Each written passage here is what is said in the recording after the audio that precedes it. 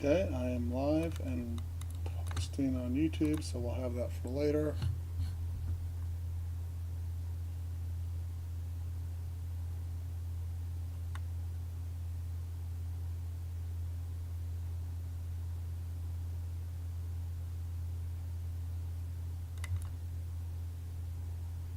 And I'm up $1,500 for this morning in my trading, and it was hard. And I was trading small, and I'm glad to be at 1,500. At one point I was down, I got swept, I didn't get a stop in time, and it cost me 30 points. I was doing great till then I got swept for 30. I entered the trade, then I tried to put the stop in, it swept me before I could get there.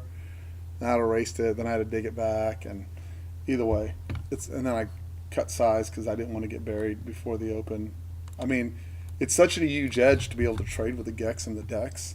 It doesn't make sense the other way around, right? Like when you think about it. Oh, I did want to share one thing while we're waiting for the open. Here, I posted this in general yesterday. I sent it to Matt. Here, I'm going to send it in general. Matt, share.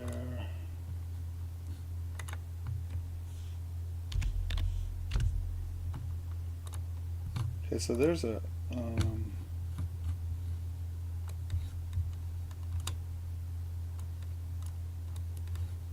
by the way, I want to congratulate Joshua. He has 19 accounts he's getting paid out on. He traded it very patiently with basically one contract, and he's worked a long time for it. I'm really happy for the dude. Really, really great. Okay, so if you look at this, right, there's a specific condition. If you have the CPR, the call to put ratio positive, you have gamma positive and delta positive, all in the same instance, and you get a big down wave like this that hits 1.25, so that's 1213. So the coinciding area with that is right here.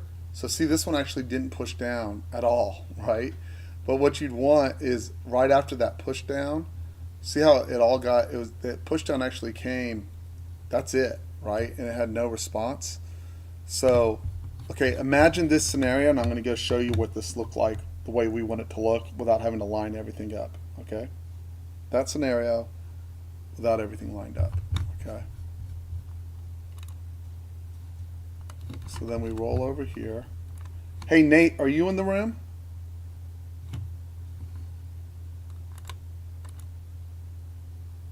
Hey, I need you to run one account just on the GEX so we can see the results and you know them immediately. Don't trade over it.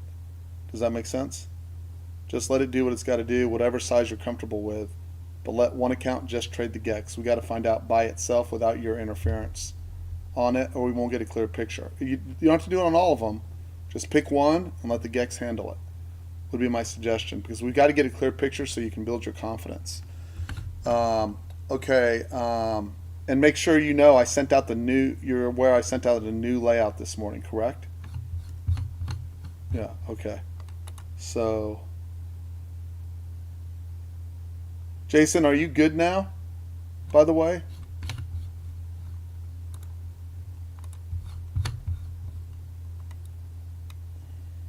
Okay, so same scenario. This is just after 9 o'clock. Oh, sorry, yesterday.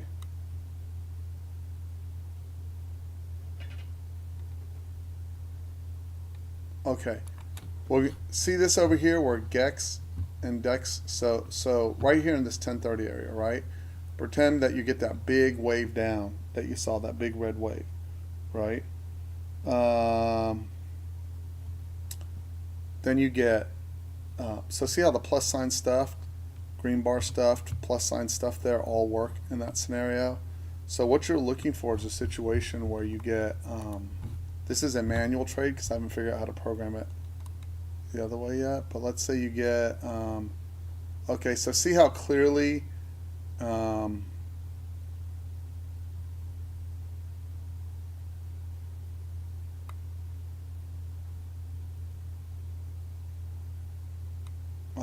sorry, we're going to do it the opposite way around. Excuse me. So yesterday, see how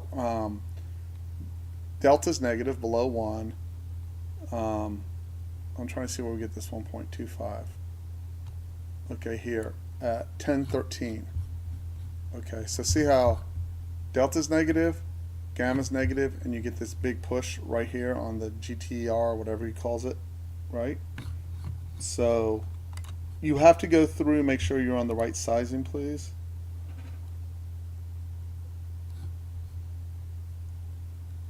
I'm looking at it. That is max loss per contract, Matt, not max loss per day. Not max loss per trade, it's max loss per contract. So if you have 3 contracts, that's a $1,500 loss. Does that make sense?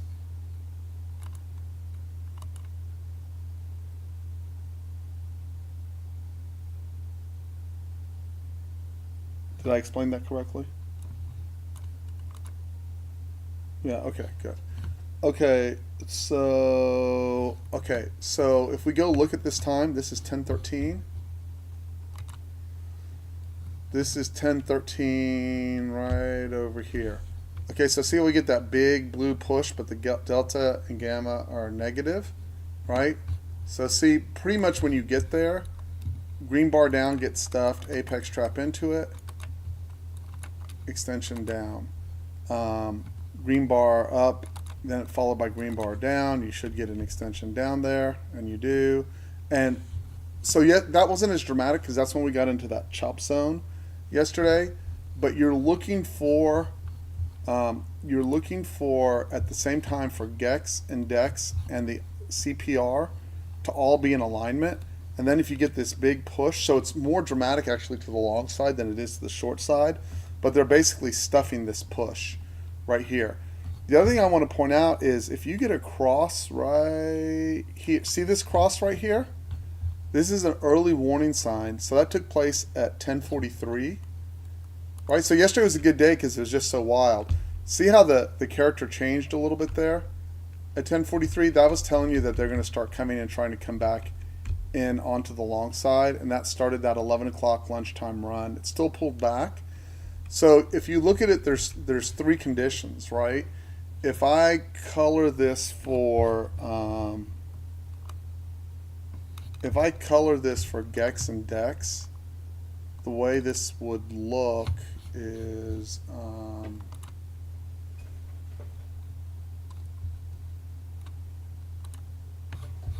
and again, this is an evolving thesis as opposed to I know exactly what I'm talking about with regards to these ideas.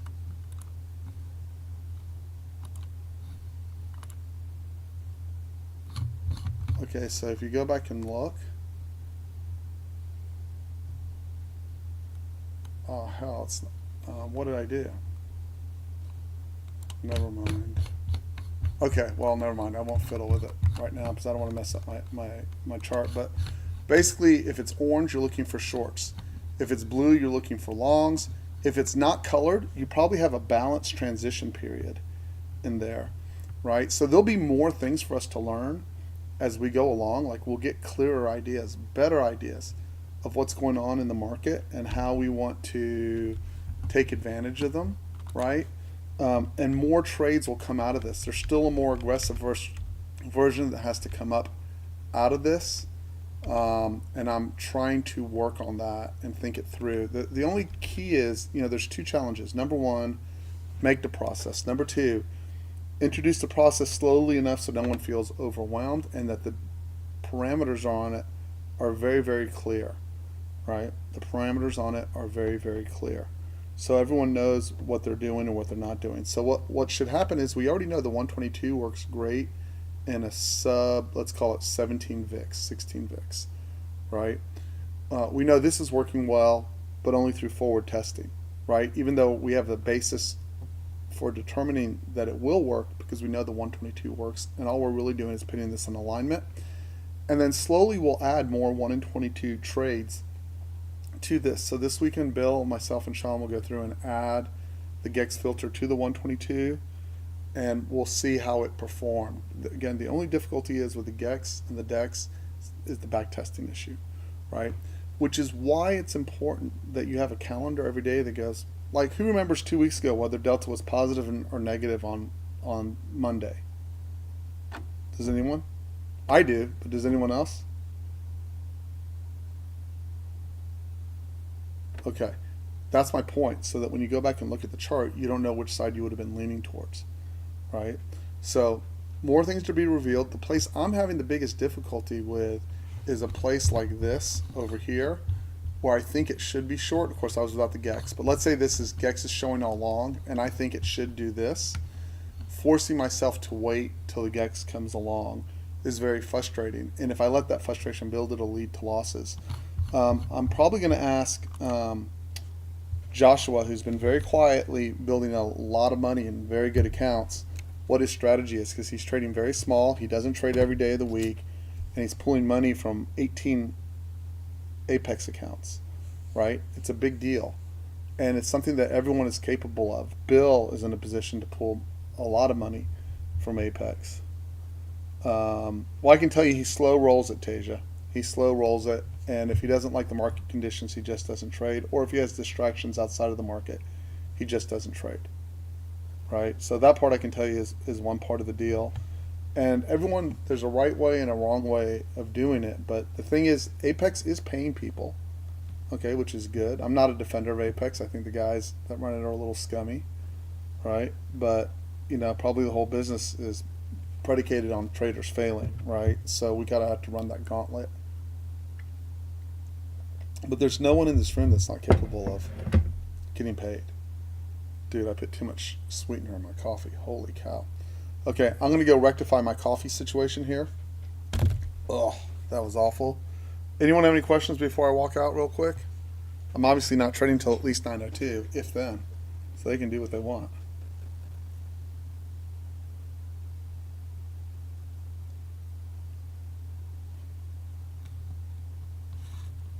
Randy, if you just type TMP on the search box, go like this. Go File, Open Chart Book. Oh, you know what? I don't remember putting VolPro in there. Hold on a second. Send file to user. VolPro 1999. Select file. TMP. Open. I may have left it off, Randy. Sorry. Sent it again. I'll be right back. You should have it in 2 minutes. It starts with TMP. So in the search box, when you open, you go File, Open Chart Book. Right up here, just type in TMP, and everything that has the word TMP in it will pop up in there. Okay? Okay, I'll be right back.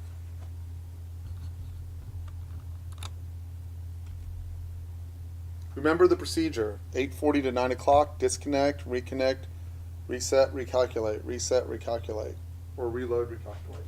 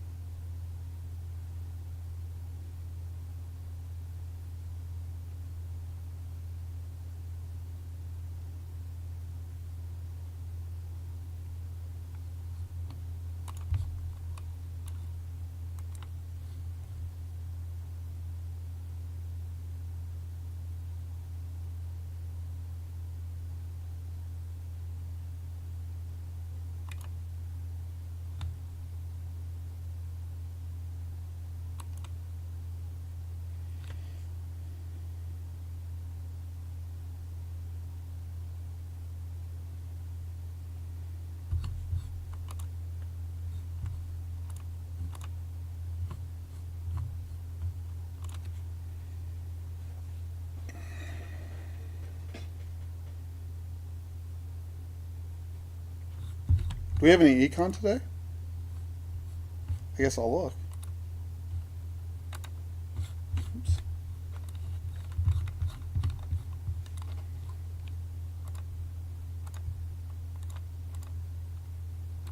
Joshua and I are looking for a new computer.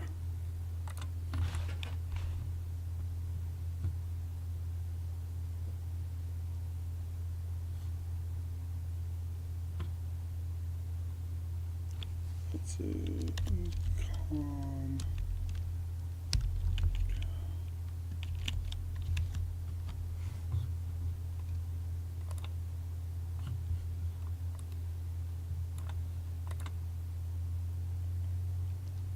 Okay, Barkin speaks at 9 o'clock. 9:45, S&P final manufacturing PMI. So that's 8. So 8 o'clock. Fed Thomas Barkin speaks. 8:45 S&P final. 9 a.m. construction spending. 9 a.m. ISM. 10 o'clock ISM job openings. That's Tuesday, April 1st. Sorry, forgive me. Friday, April 4th. 8:30, 8:30, 8:30. Powell speaks 11:30. Barr speaks at 12. Sure, he'll save the markets. Save the markets. Hey Siri, set an alarm for 11:15. Excuse me, cancel. That's all. Hey Siri, set an alarm for 10:15. Powell speaks. Followed by Barr. Got it.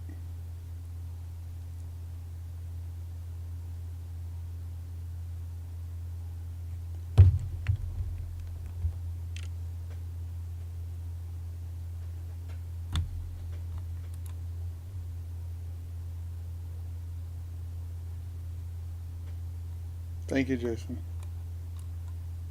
Relaxed, relaxed, relaxed. That's all you have to be. Just let the market come to us.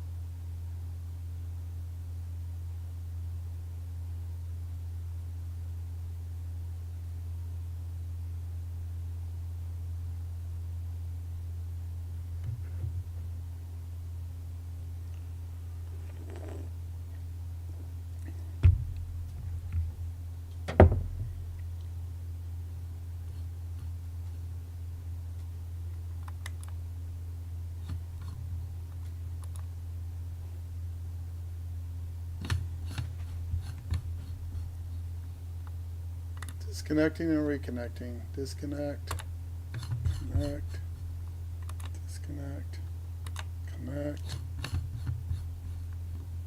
click source, chart, reload, recalculate.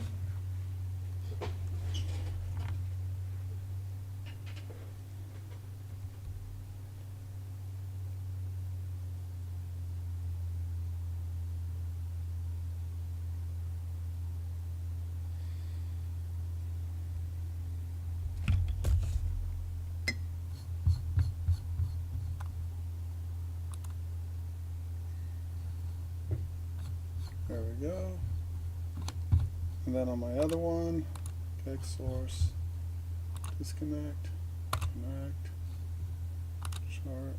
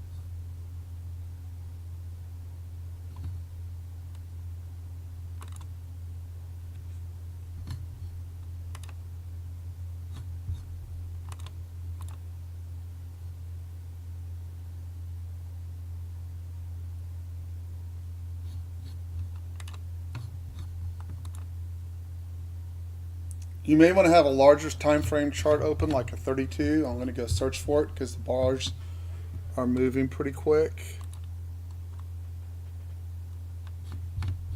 So I'm going to do that. We're not trading ES right now, so let's make that bigger. It'll slow it down just a little bit.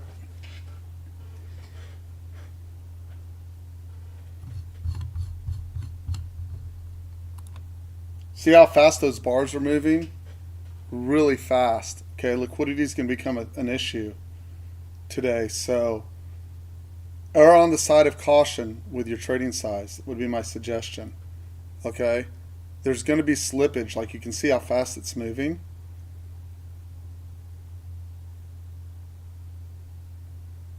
And see that it's moving even though the gamma and the delta and the options are also negative. But that's basically that run right there is minute and a half, right? That's basically 8:45, 1 minute. We ran 17.99 to 100 points in 1 minute. Okay, so really fast. Okay, you can't make mistakes.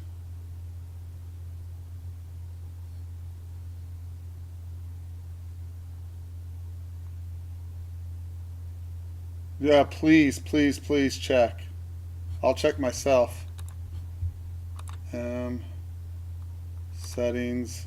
Okay, so I do not have auto allocation to trade accounts. Okay, got it. You're right, there's some random one in there. But it's not enabled.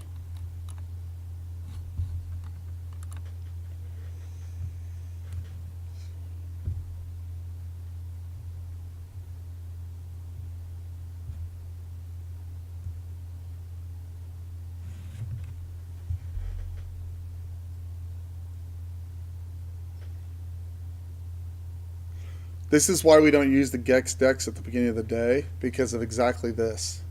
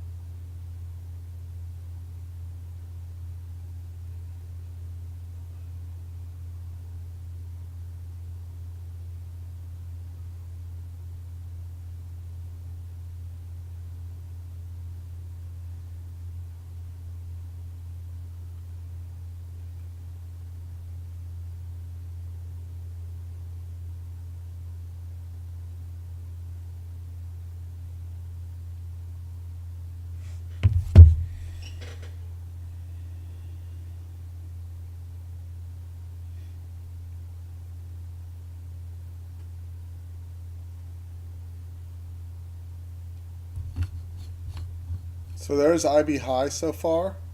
All right, if we get above that, you probably get a short squeeze. Okay, so you want to mark that off, that 18.24675. Okay.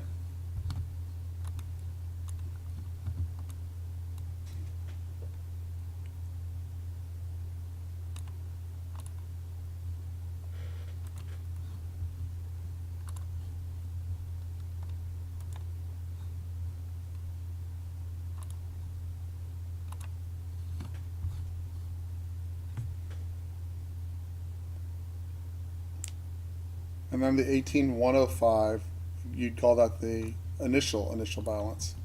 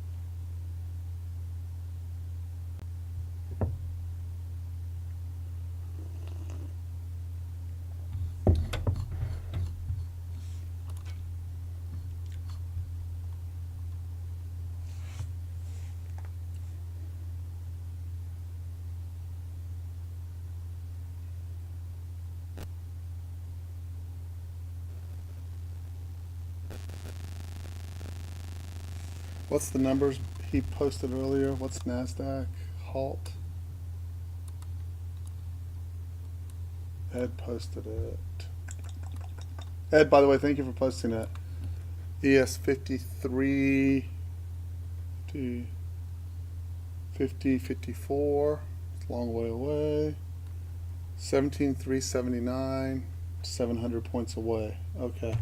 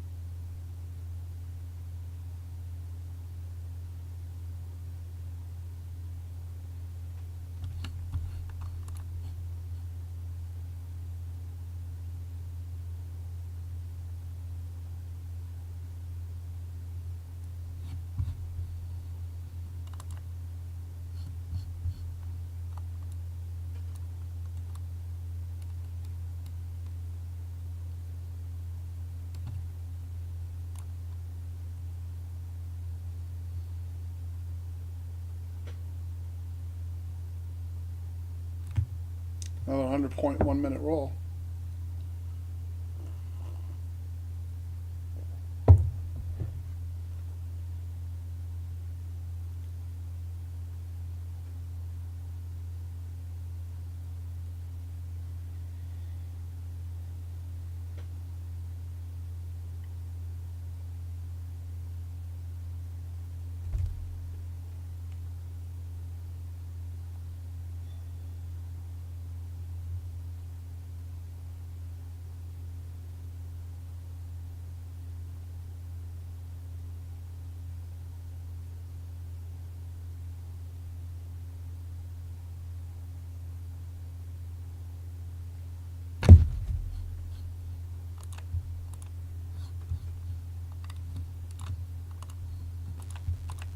Please double check the size of your settings and the stops. I moved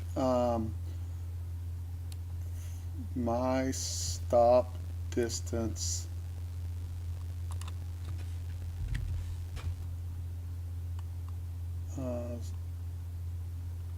to 10 points from 15. Okay, I'm not sure that's totally right, but I'm pretty sure it is. So I moved it to 10 from 15. And then I am actually setting my scales to get my risk off at 10, 18, 28. 10, yeah, that's right, 10, 18, 28.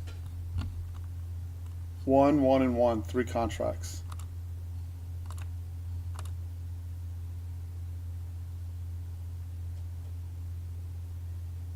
Yesterday I had it at 15, so I'm just trying to improve the RR there.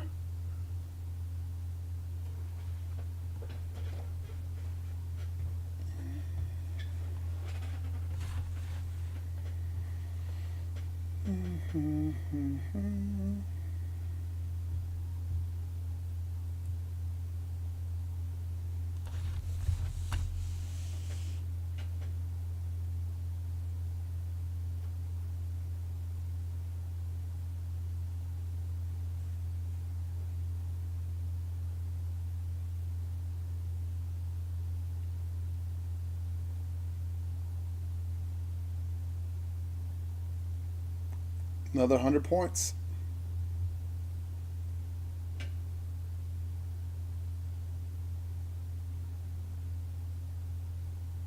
Poorly auctioned above 18,300.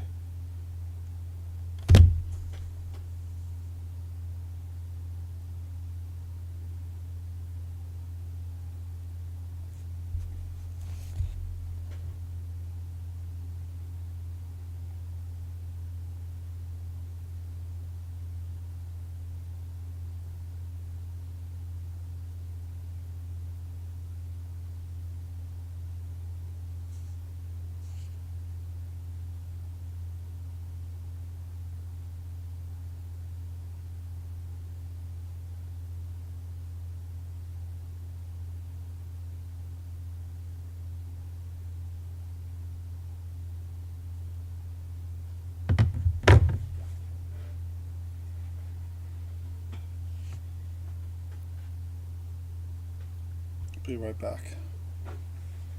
Obviously, 10:02, my algo will kick on.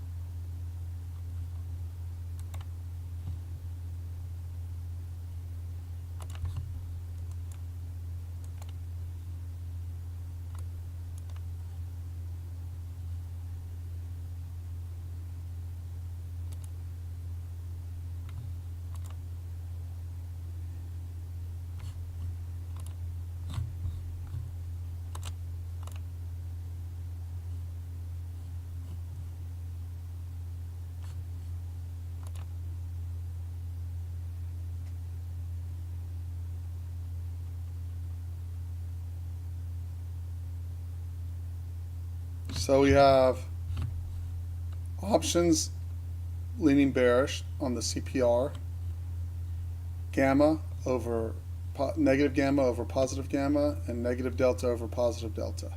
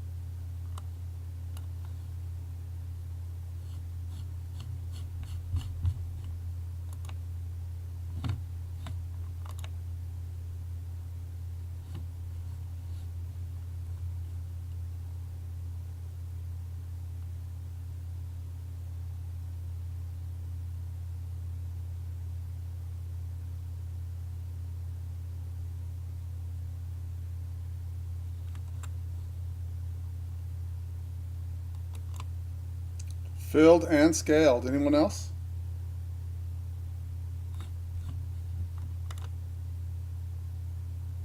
Anyone else?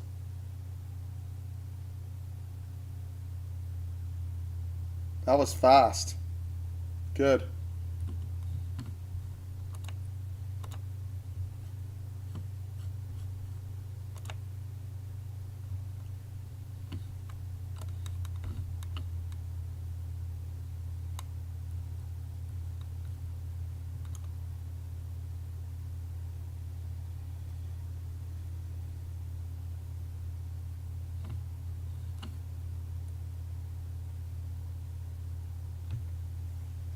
Man, Randy.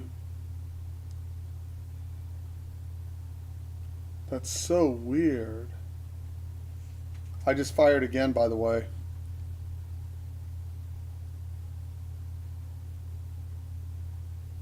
Stopped. Filled again. Scaled 1. Scaled 2. Scaled 3. Come on, there. Any this, Randy? Nothing again?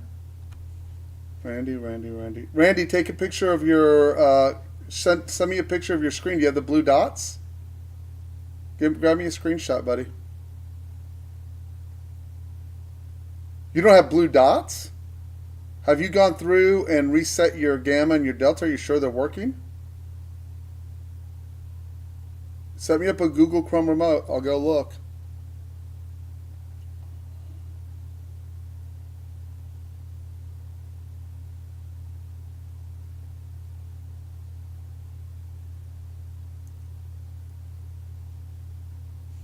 Just send me the link. I'll jump on and look. It means your Gex Dex isn't working if you have no blue squares there. You're not missing the trade. It's not even registering it.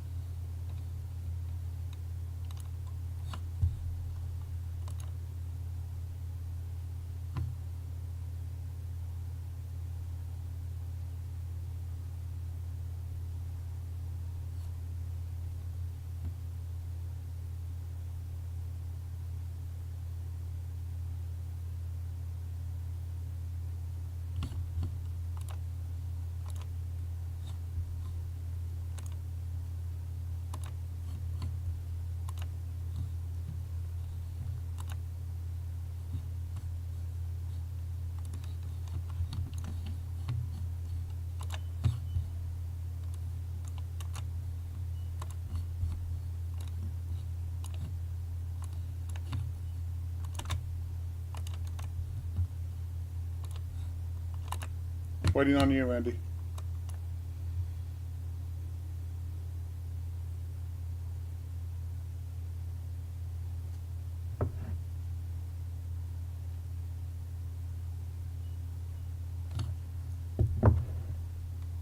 You have to hit confirm.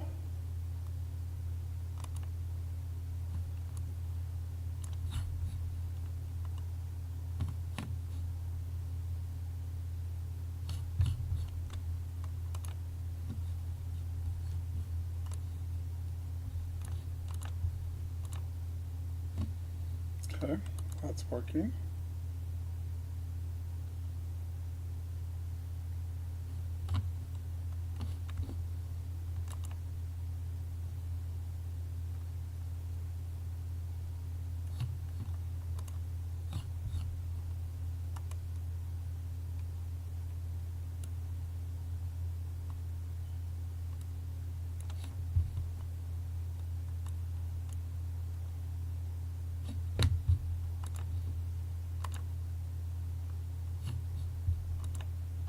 Change your chart to central. Here, we'll try this chart. Chart settings.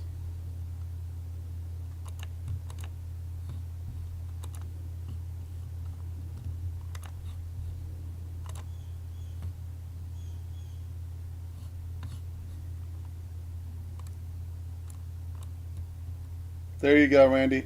You just weren't connected. You have to have them both on the same time zone.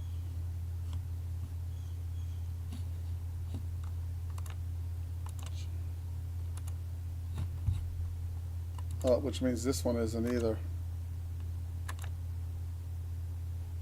Can you click on that GEX source? It's not letting me. On the far left, please, and change it to New York. Or is your computer locked up for a second? Just wait till it lets you click on it. There you go.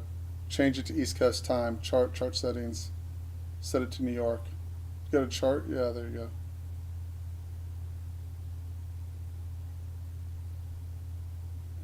What? Yeah, that's right. Okay.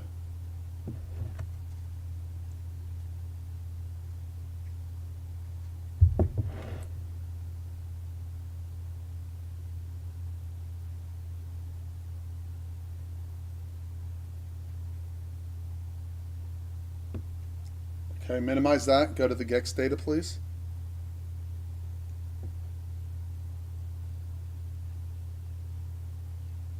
On the GEX data, please hit reload, recalculate.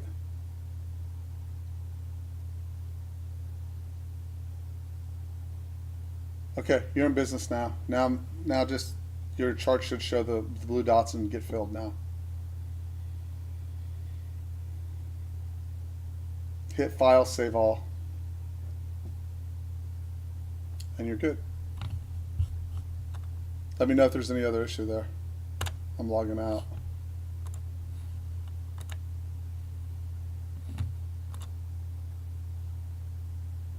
That's fine, Joyce.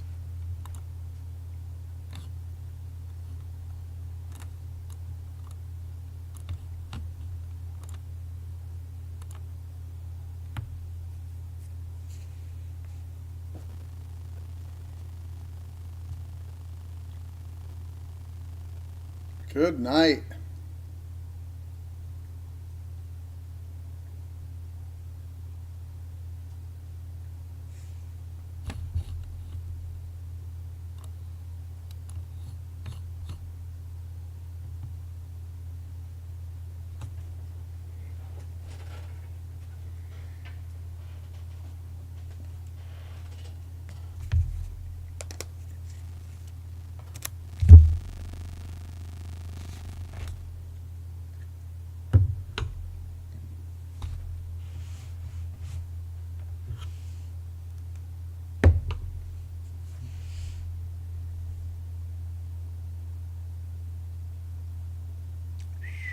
There's a retest at 1805. I will not be fishing that long.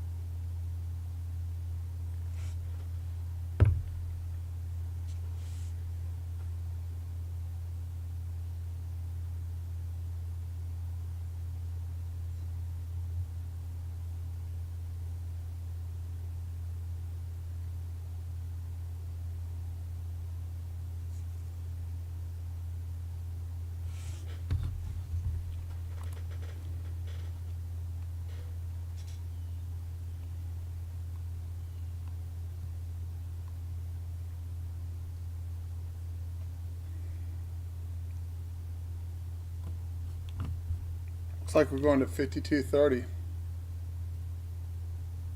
or lower.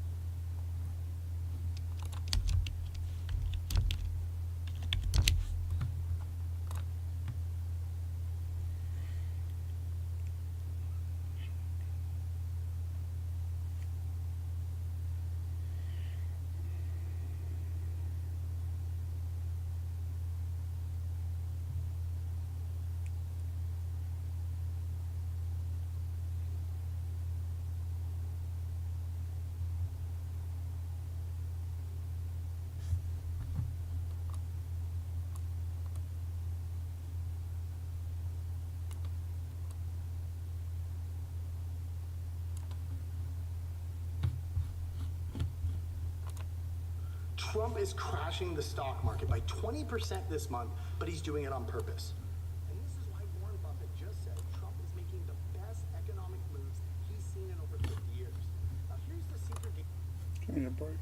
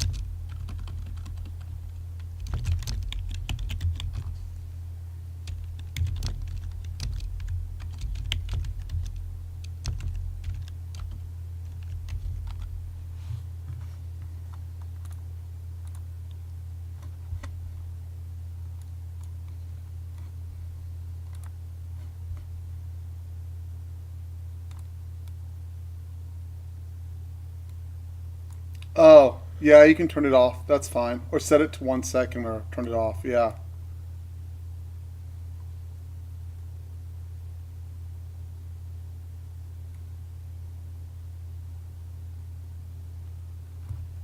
Tasia, it's not on my end. No one else is locking up. Disconnect and reconnect.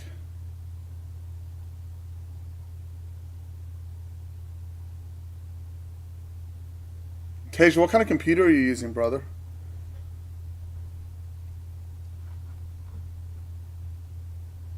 Do you have a separate GPU for video? Oh no, Mac's gonna have problems. You need to go get you need to go get an Intel. Everyone who has Macs are having problems. Sorry. I'll help you with that if you want to chat about it. But yeah, I've had multiple people and multiple failures with the Mac.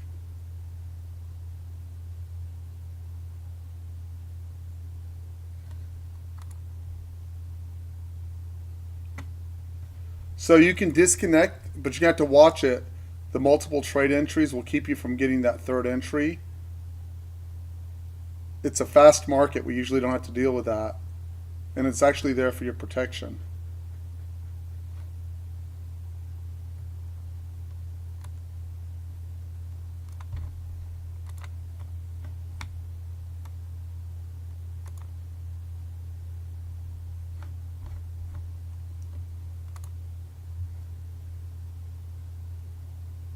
No, I said that's what I had, but I suggested if you can't take any heat, to trade at 10 and 20 is what I said.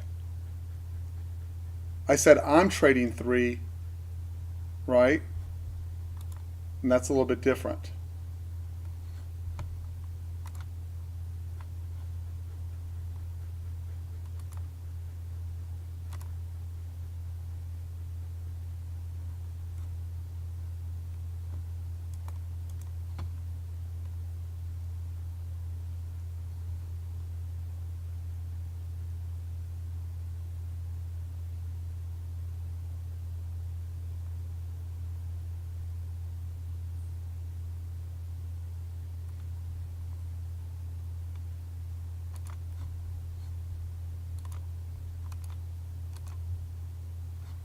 I want to be clear what I said this morning, guys. I said most of you should be trading 2. I am trading 3. If I was trading 2, I'd make my scales 10 and 20. Okay, I would make my scales 10 and 20. And if you're trading 3, this is what I'm trading on 3. But you got to make that decision. I can't do it for you, right?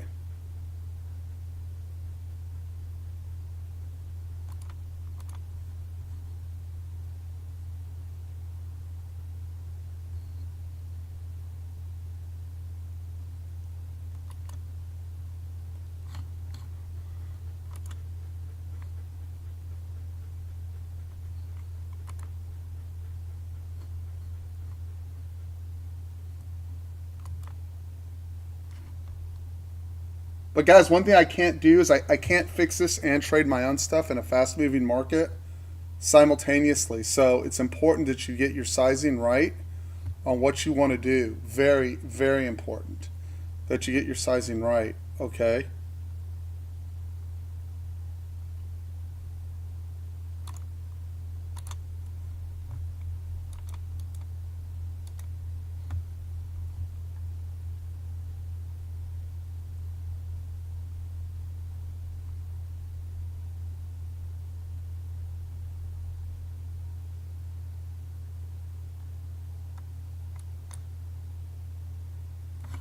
Okay, guys? So be very careful. Think through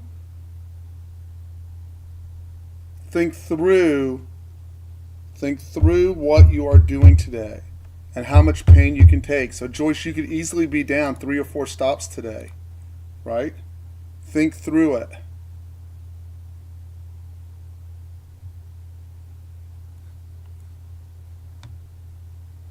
Thank you, Ed.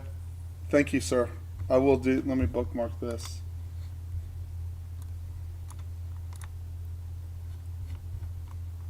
So, Joyce, what you have to think of is go, hey, if I take 4 stops in a row, what does my account look like? And size to that, right? Size to that. Okay?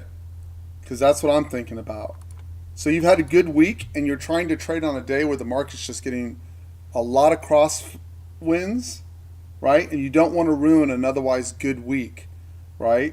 So think through what your bad day would look like and if you can live with it. And I can tell you the answer is quite easy. If you had a good week and you can't live with a big down day, I would not trade today. Very plain cut and simple. Like it's not even, it's like a no-brainer.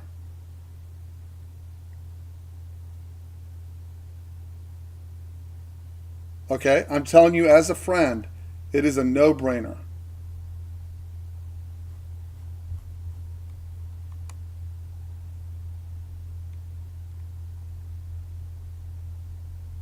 I'm not mad at you. I'm just warning you. I mean, down 440 is no big deal, right? But you're getting caught out by the quick succession of the timer there, okay? And and then also the stops can add up quite quickly, right? So I would be trading, if I were you, 2, not 3, right? To protect your week. You can even trade it binary. 1, it makes it or it doesn't. And extend out your target. If you trade 1, right, make it like 30 points or 40 points, and then manually trade how you want to exit it and let the computer kick you in. That way you ensure yourself not a bad day, and maybe you end up with a good day.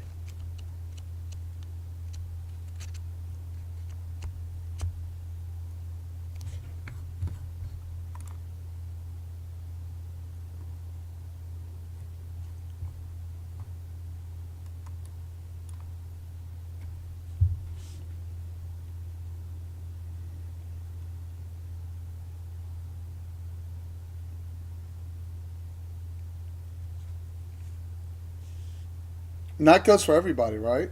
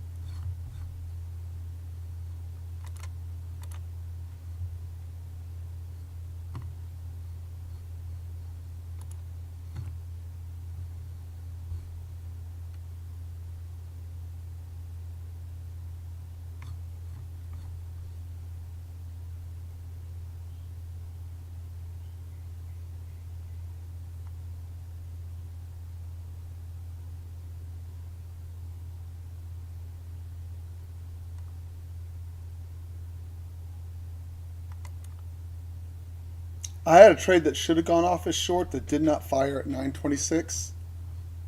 I'll take a picture of it. Bill, Sean, we can look at it later.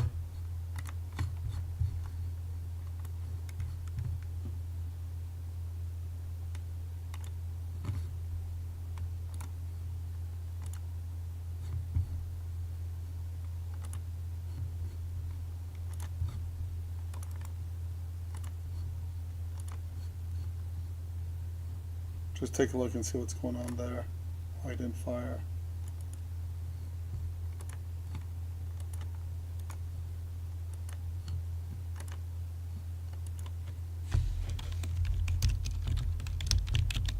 Oh, I know why.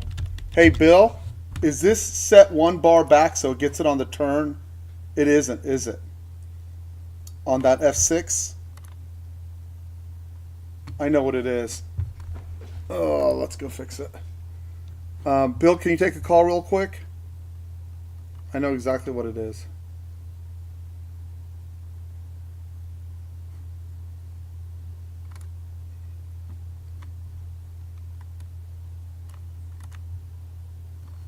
Okay, Teams. I'll be right there.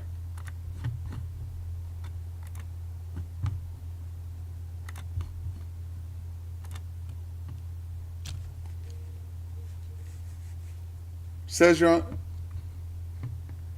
Says you're unavailable. Can you call me back, please?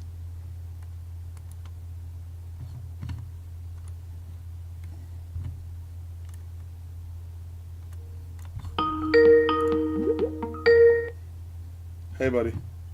Yes, sir. So see that pic I posted Yeah. to you? You know what? Yeah, It didn't come through on Slack. I'm looking. Which one do you want? Okay, so what that is what we fixed the other day, where, or maybe Sean and I fixed it, but right now it requires that the bar before touch the fourth channel, and I just want the trigger bar to have to touch the fourth channel, like in that picture. Yeah, but we did that. I mean, so I don't understand what you thought should fire. There's no stuff trades in here. Long. That's not a step trade. That's a white bar down. It did trigger. No, I triggered it manually. See, there's no blue dot below. Okay. It should be. Alright. Go to. That I agree with. I'm not mad. You understand I that, know. right? Okay, I so understand. go to analysis, studies. Yeah. Yeah. What number do you want me to go to? You realize I don't have your chart. You sent it to me last night. Oh, that one. Okay, let me open. I don't have it open. Say Simon. Simon. Or I can share my screen, whatever you prefer. No, I got it.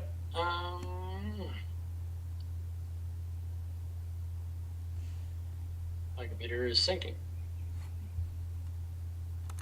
It's really sinking. It's just saying, oh shit. Trade lock, dude.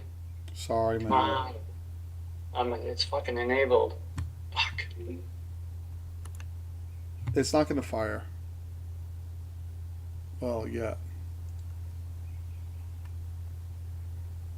I must. Disconnect. Disconnect from your. Just disconnect. I did. Okay. I sent it to you enabled, which is unusual. Yes, it is.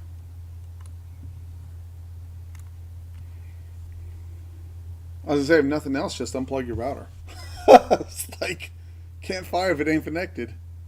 You got that right. Just hit the router. See, it didn't fire again. That's so weird. Okay. Look.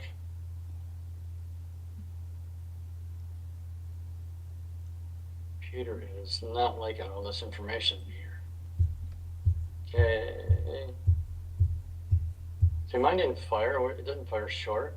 It should have. Just patience, bro.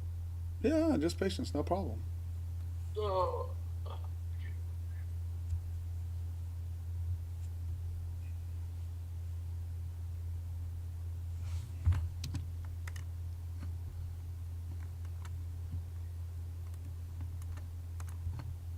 Now, what's the gex at? Way above, yeah. Yeah, I linked your, so you can scroll on your chart now and it lines up gex, your gex data. Okay, so my gex are all working. I I'm looking think. at one. Yeah, they are. All good. Okay, that's good. Why didn't it fire? Okay. I'll make sure this one's working. Mine didn't fire either. Okay. On the other chart that I have, it didn't fire either. But you and I are in agreement that it should have fired, right? Yeah, I guess it's the fourth rail. Okay, let's see what we got for 53. There's 53. ID 53, please. No, I'm just looking, Simon. Okay.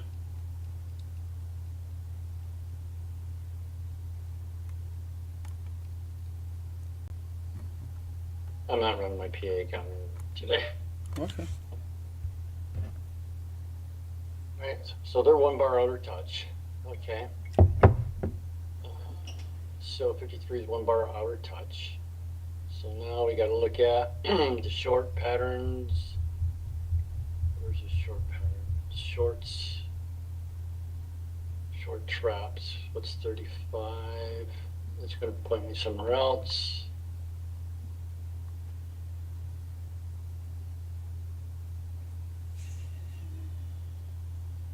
Points me at 34. Okay, so we got to go to 34. ID 34. Where's that? ID 34. Right there. So go to number 38. Okay, I'm there. Unprotect it. Wait, ID 38 or number 38, sir? Number 38, which is going to be ID 34. Got it. Okay, go to settings. Unprotected. Yeah. So as you thought, it was on the second bar, so it's not on the 0 bar. Okay. So which number do I need to go to in there? So you need to go down to IN 24. Okay. See where it says 1? Yeah. You see it right above it says ID 53. That's the delta. Yeah. So we change that to 0, and that should light up now. See Do how we it need lights to up? check the longs? We can check for longs. I didn't lock it up. Long. That was 34, right? Number 34. That was number 38, ID 34. Yes, Got it. Settings. but that was yes.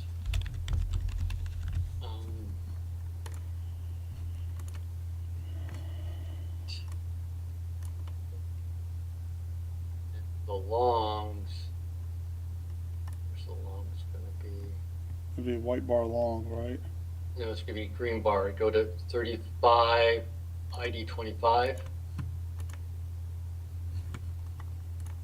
Got it.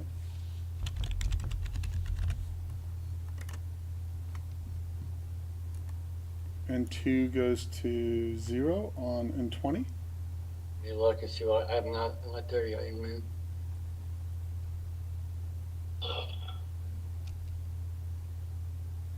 So yeah, we got that at. Well, shoot, no, we got it at 0 already. See? Okay, so the longs are good. The shorts are off. We're off. Yes. Okay. We Got never it. changed. So that's good. File. Save all. File. Save as. X44. Send it out to everybody. Okay. Save. Let me put this in disabled. Disable it like I didn't do it. Analysis, knowledge for auto trader, settings.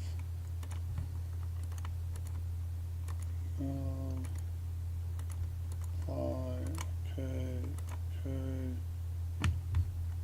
File, save all, cancel. Nah, it's just been clusterfuck today. Huh? Just I'm reading Jason. Ribbon data feed paused for 3 seconds. It's just gonna get too crazy. Too crazy. Okay. Okay. 1. Now I'll just send it to everybody. Okay, you help me. You're good to go? I'm good to go. Thank you for your help. I know that's distracting.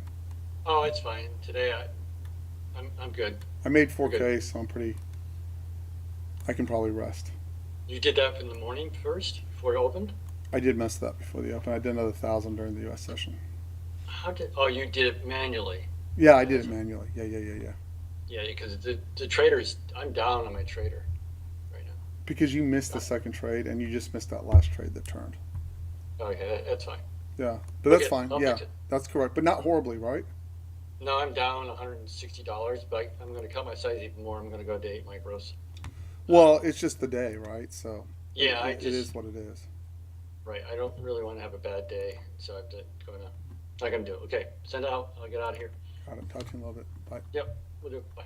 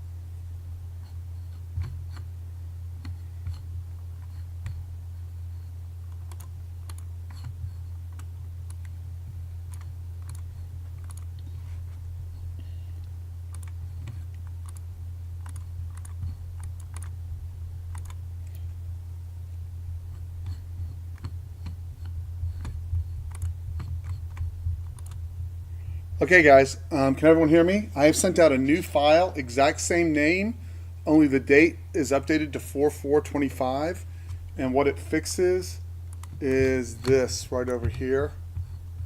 It should have taken, it would have taken that short and a stop right there. It would have grabbed that stop right there, and there should have been one more trade in here. I don't know why it's not in here. That one right there that it missed. That 930, there's one trade in here that was really good that it missed. Okay, so now if you take this chart and you duplicate it, you can go look how the 24 tick is doing.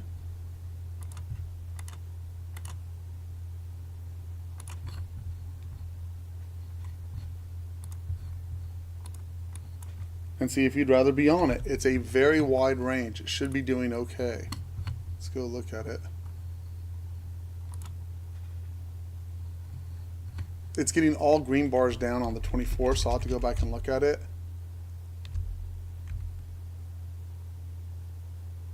So far it hasn't taken anything because there's no white bars on the turn. There's the last trade and it made it to profit, but not by much. Okay, so I'm not running it. I'm running the 18.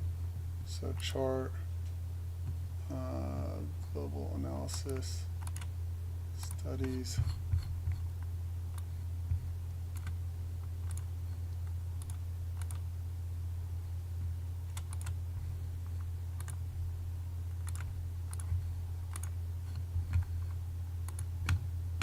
There, at least I can see where it fills. Okay, so today is going to be difficult.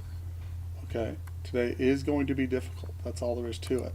Okay, I expect to get stops. First thing I put in there, I expect things to go wrong because it's a liquidity issue, it's a fast-moving market issue, and that's just how it is.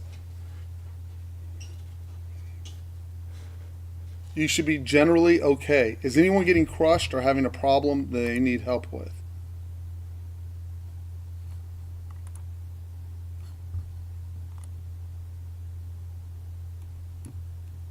Yep, I believe that.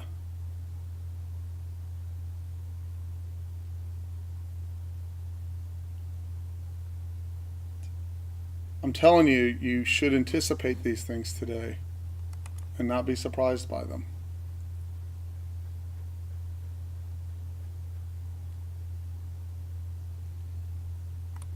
So I am now running the 4/4/25 version of the TMP 18. Okay, and obviously I've got no longs on the horizon here.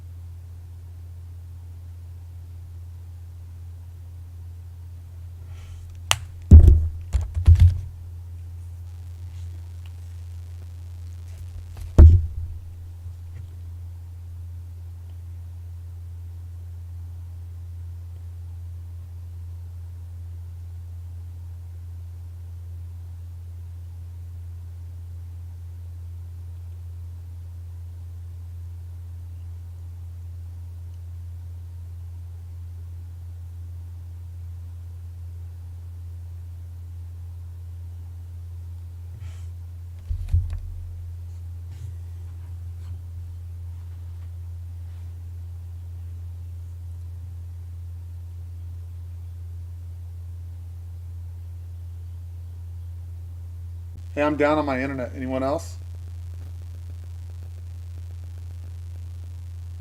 My internet jumped. I don't know if anyone else's did. That's awesome.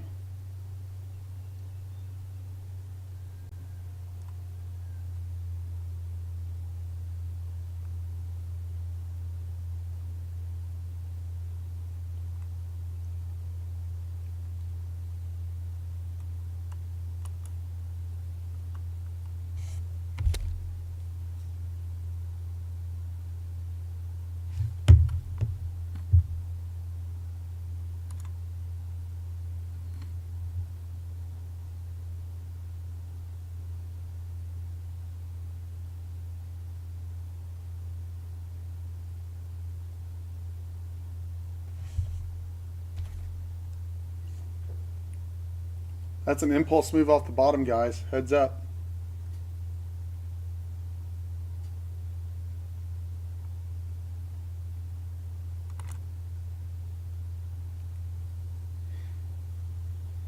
See that right there? There's no way these can uncross themselves. Okay, guys? Hey, is everyone listening? This is an impulse move off the bottom. We cannot fix this. They're too far apart. Okay? You're going to have to watch it when news hits the tape on this, or it's going to keep taking shorts. Like it just took 3 in a row. Okay? There's not a damn thing you can do about it except stop it from taking it. See this? You've got to be heads up on this or it'll suck. Okay? See how it's going up, down, up, down, up, down? Freaking flatten yourself out so you don't get crushed.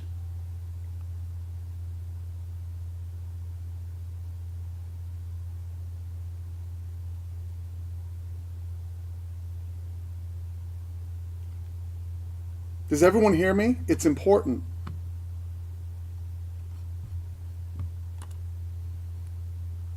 Do you see how it's going up, down? I don't know what just happened, but we're in a huge range. It's going up, down, up, down, up, down. It's a liquidity thing. Okay, there's nothing we can do to fix it. Okay, just be aware of that.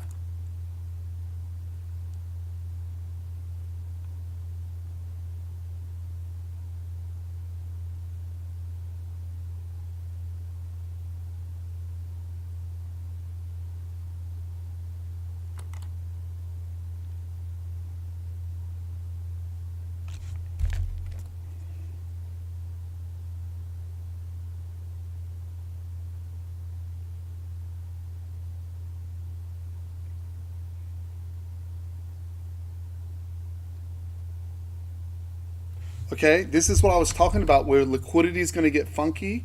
This is a 663 to 842 move, 200 points in a minute, okay? I cannot fix that. Okay, I cannot fix that. You have to be aware of it. That's all there is to it.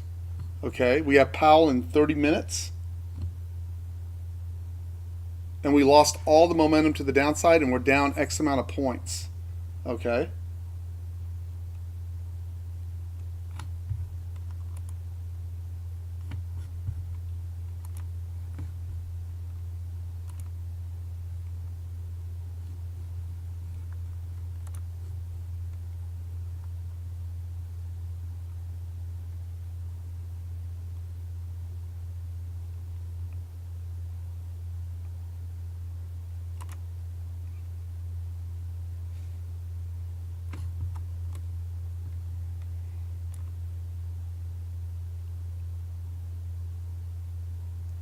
This normally does not happen where we get on a 200-point rip in 3 minutes.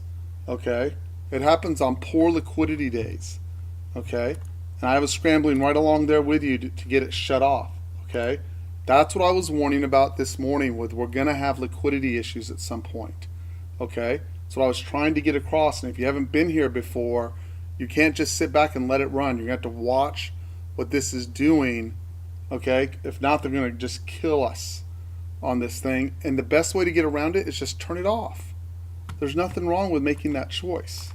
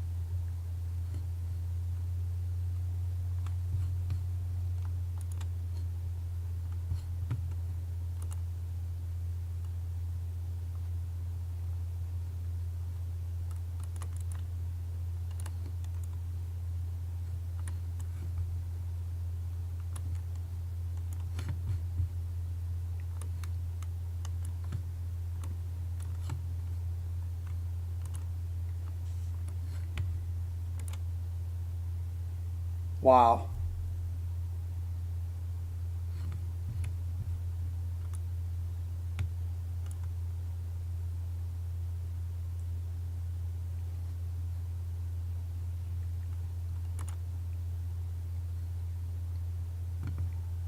I did. That's what I said. They do. I don't disagree, Ed. But see how it just went face ripping with no counter rotation, and the Gex and Dex is so far apart. There's no way they're going to get together in time to keep that from trading. You've got to be aware of it. I'm not upset by it. What I'm upset about is that people don't see it and go, "Oh, I got to lock this thing up." Right? That's what I'm upset about.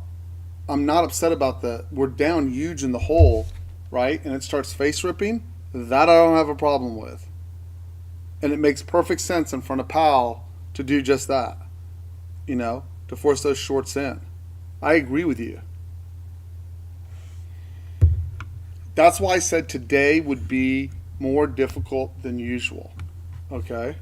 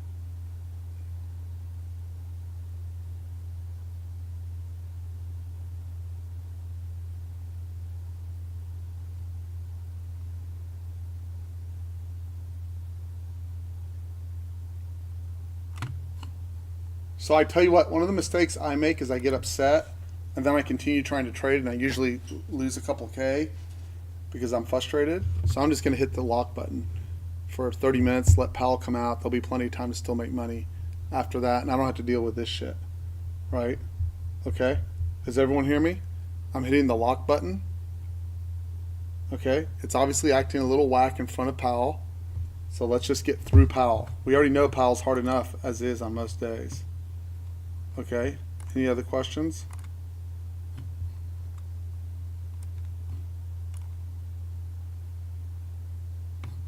Okay.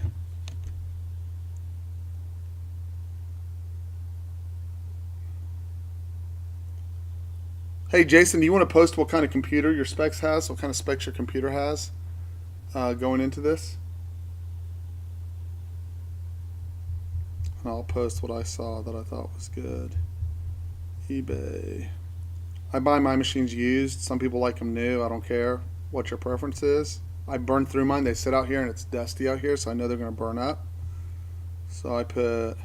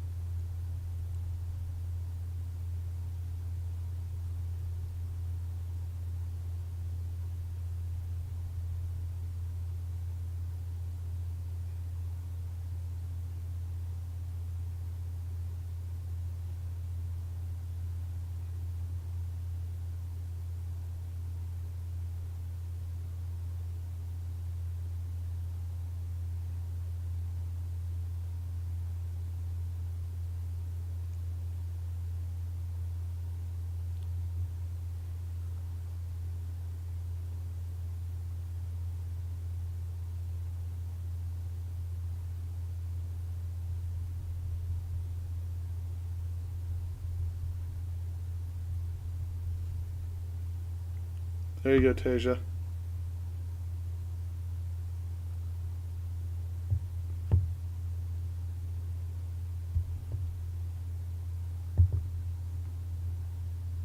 That is probably exactly what I'm buying next.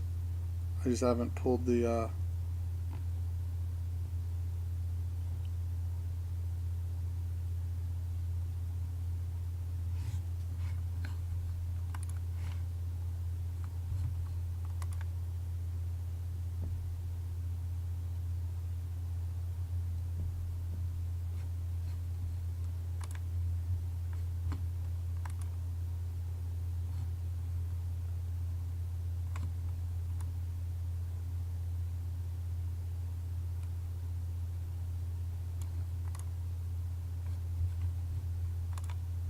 Jason, do you mind if I post that to general?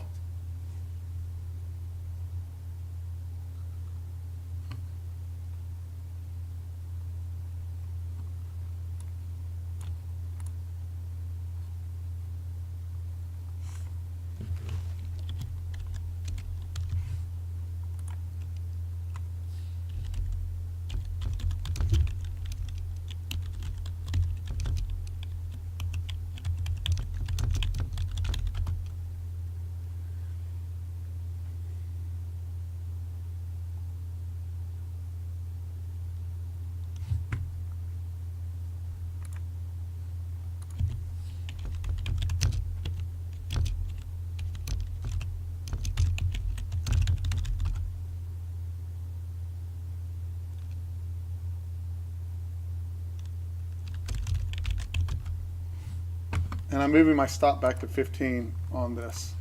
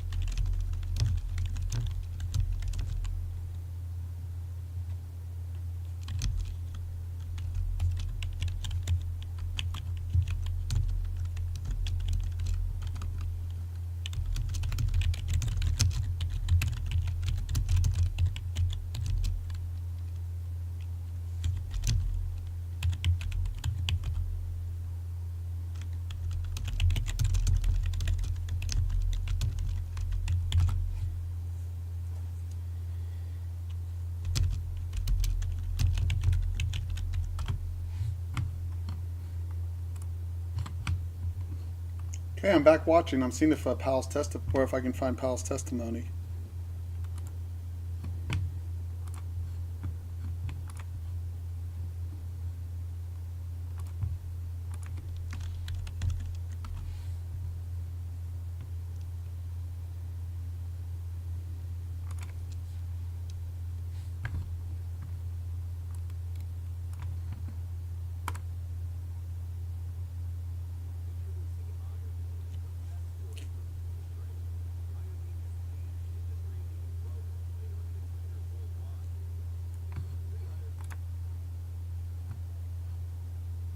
I guess he's on now. This is the link if anyone wants to watch it. Not necessarily from an economic crisis. It's by design, it's political. How do you see your role in this movement? So I think all of the values that you touched on are in fact the values that we try to live by. We're driven by, analysis and careful thought and discussion and debate and the merits of things. We try to stay as far as we can from the political process. We don't look at political cycles or things like that. So I think people expect that from us. They expect us to tell the truth, and that's what we're going to do. But at the same time, we don't want to be part of the broader political discussion about the wisdom of policies that are not assigned to us. We're not responsible for trade policy, immigration policy, fiscal policy. So we don't comment on them. Those decisions are made by others, and what we do is we use our tools to try to achieve the goals that Congress assigned us, which is maximum employment and price stability. So I like to think that over time we're a source of calm, rational analysis and also of stability. And that's really what the business that we're in is, providing financial and macroeconomic stability to the public. That's really our purpose. How can businesses and individuals and the Fed make plans for the future when so much is being dictated by the actions of a single person? And do you see yourself as the consoler-in-chief on economic values? I have cautiously unlocked my trader assist, but I realize I might get smoked in a sudden move. Okay. They've had the impulse move. This is the 60 tick. We're about the 50-60 back off that move to the low, but you have to think people are thinking, well, he'll come back in and help us out.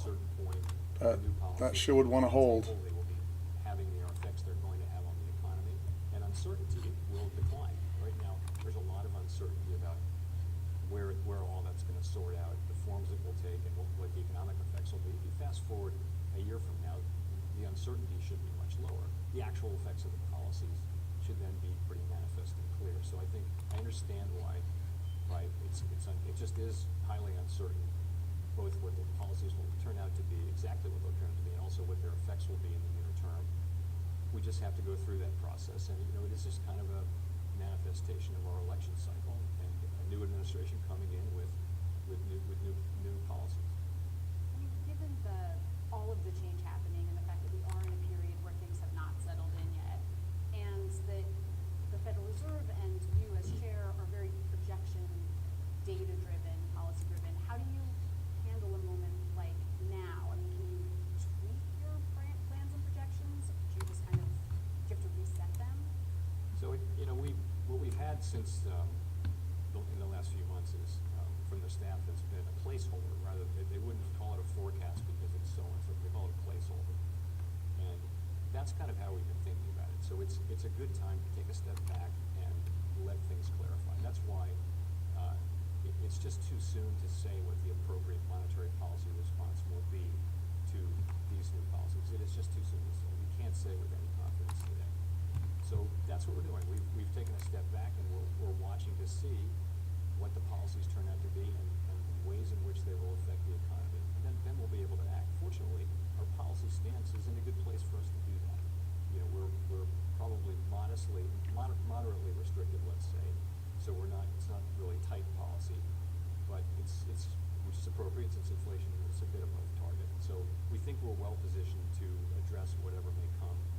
And in the meantime, I'd say we're waiting for greater clarity before we consider adjustments.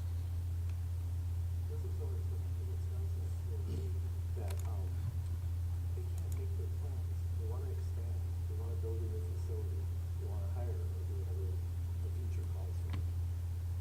They say, we're trying to look around the corner. We're not even sure where the corner is, and we're not even sure what's around the corner. Sounds like they're in the same position as you are. No, well, we hear the same thing. Of course, we have an incredible network of contacts with businesses, also universities, nonprofits, all different sectors, through the reserve banks and also through the board of governors. And that's what we hear. But again, it's a process. We're going through it, and I think we will know when we know what the policies are exactly and what their implications will be for the economy. That will all become clear, and I think that'll be a time when people can make decisions. In the meantime, I get it. We're hearing that a lot from people, and we are kind of in the same place, which is waiting for clarity about what our policy path should be. We'll have to see. As you're talking about placeholders right now and having something in the place when there's so much that we don't know, it does occur to me that this is not the first economic shock that you have steered the markets and the economy through. Obviously, there was COVID almost exactly 5 years ago.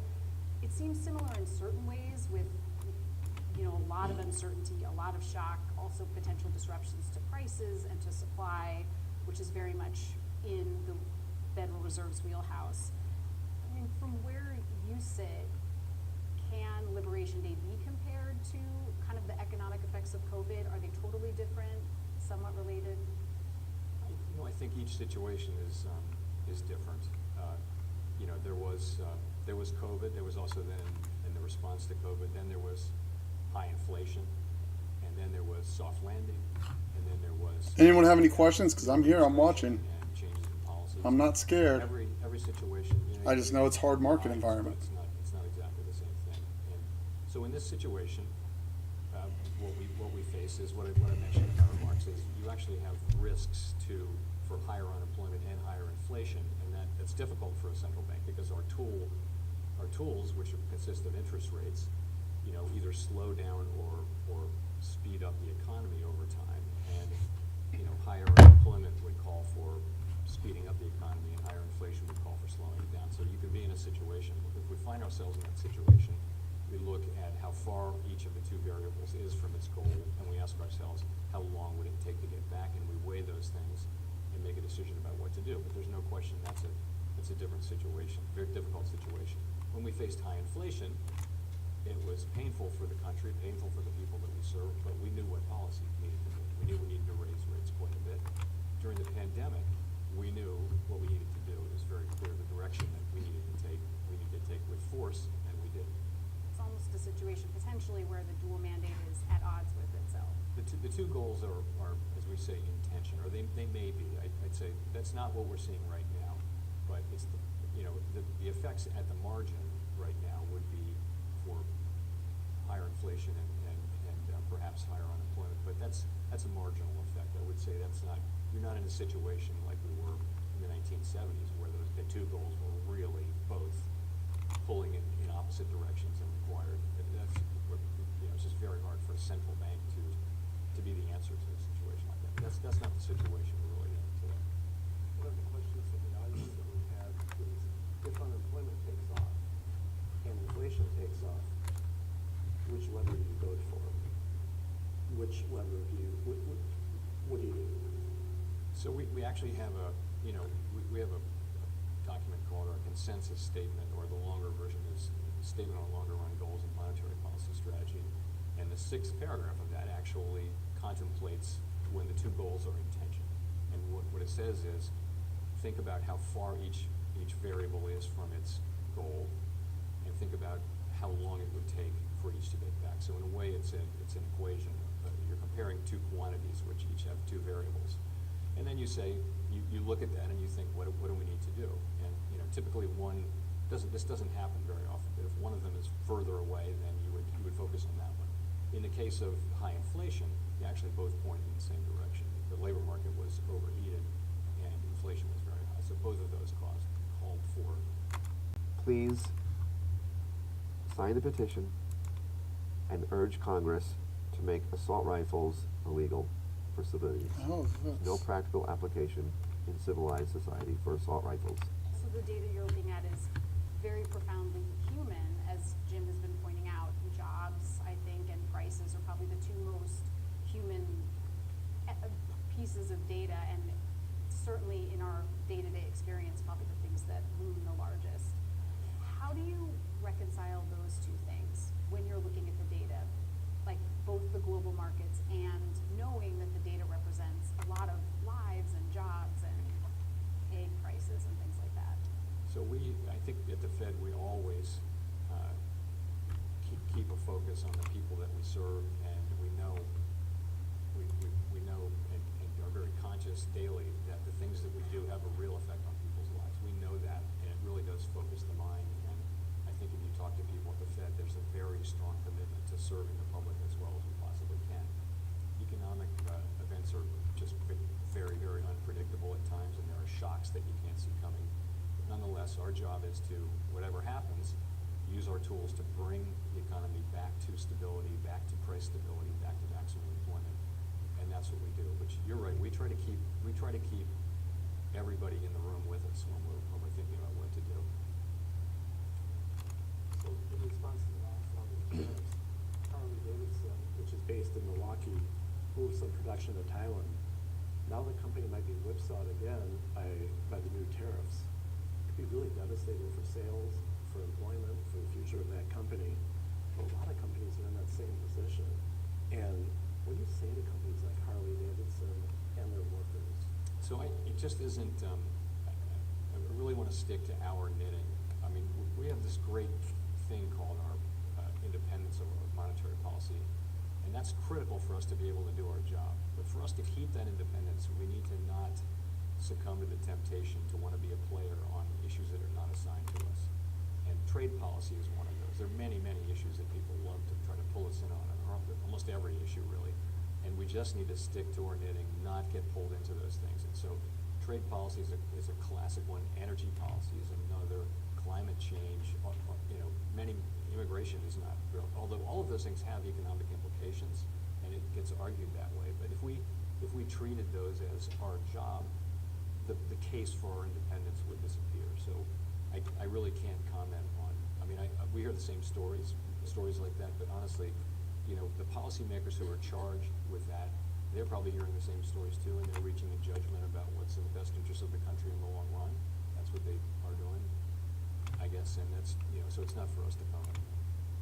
What happens inside the Fed at a moment like right now, when there's so much change and quite a bit of uncertainty, when you're watching things unfold? What does that look like, practically speaking? What are people doing inside the building? So I'm very proud to work with the people I work with. I can tell you that in times like this, or times like the pandemic, where the global financial markets were shutting down, the global economy was shutting down, people step forward and they say, "We've got this." These are career people who were here for the global financial crisis. They've got 25 years, 35 years of experience with crises, and they step forward and it's just incredible what they can do and how good they are. It's a great honor to work with them. So right now isn't that situation. We have the situation we have. So our trade people and our inflation people and our macroeconomists are all working hard to kind of digest the news of this week and try to filter that into the forecast that they'll make. And policymakers are doing very much the same thing, and we're reading everything we can about what's happening. Shop City. Lots of outside analysis too.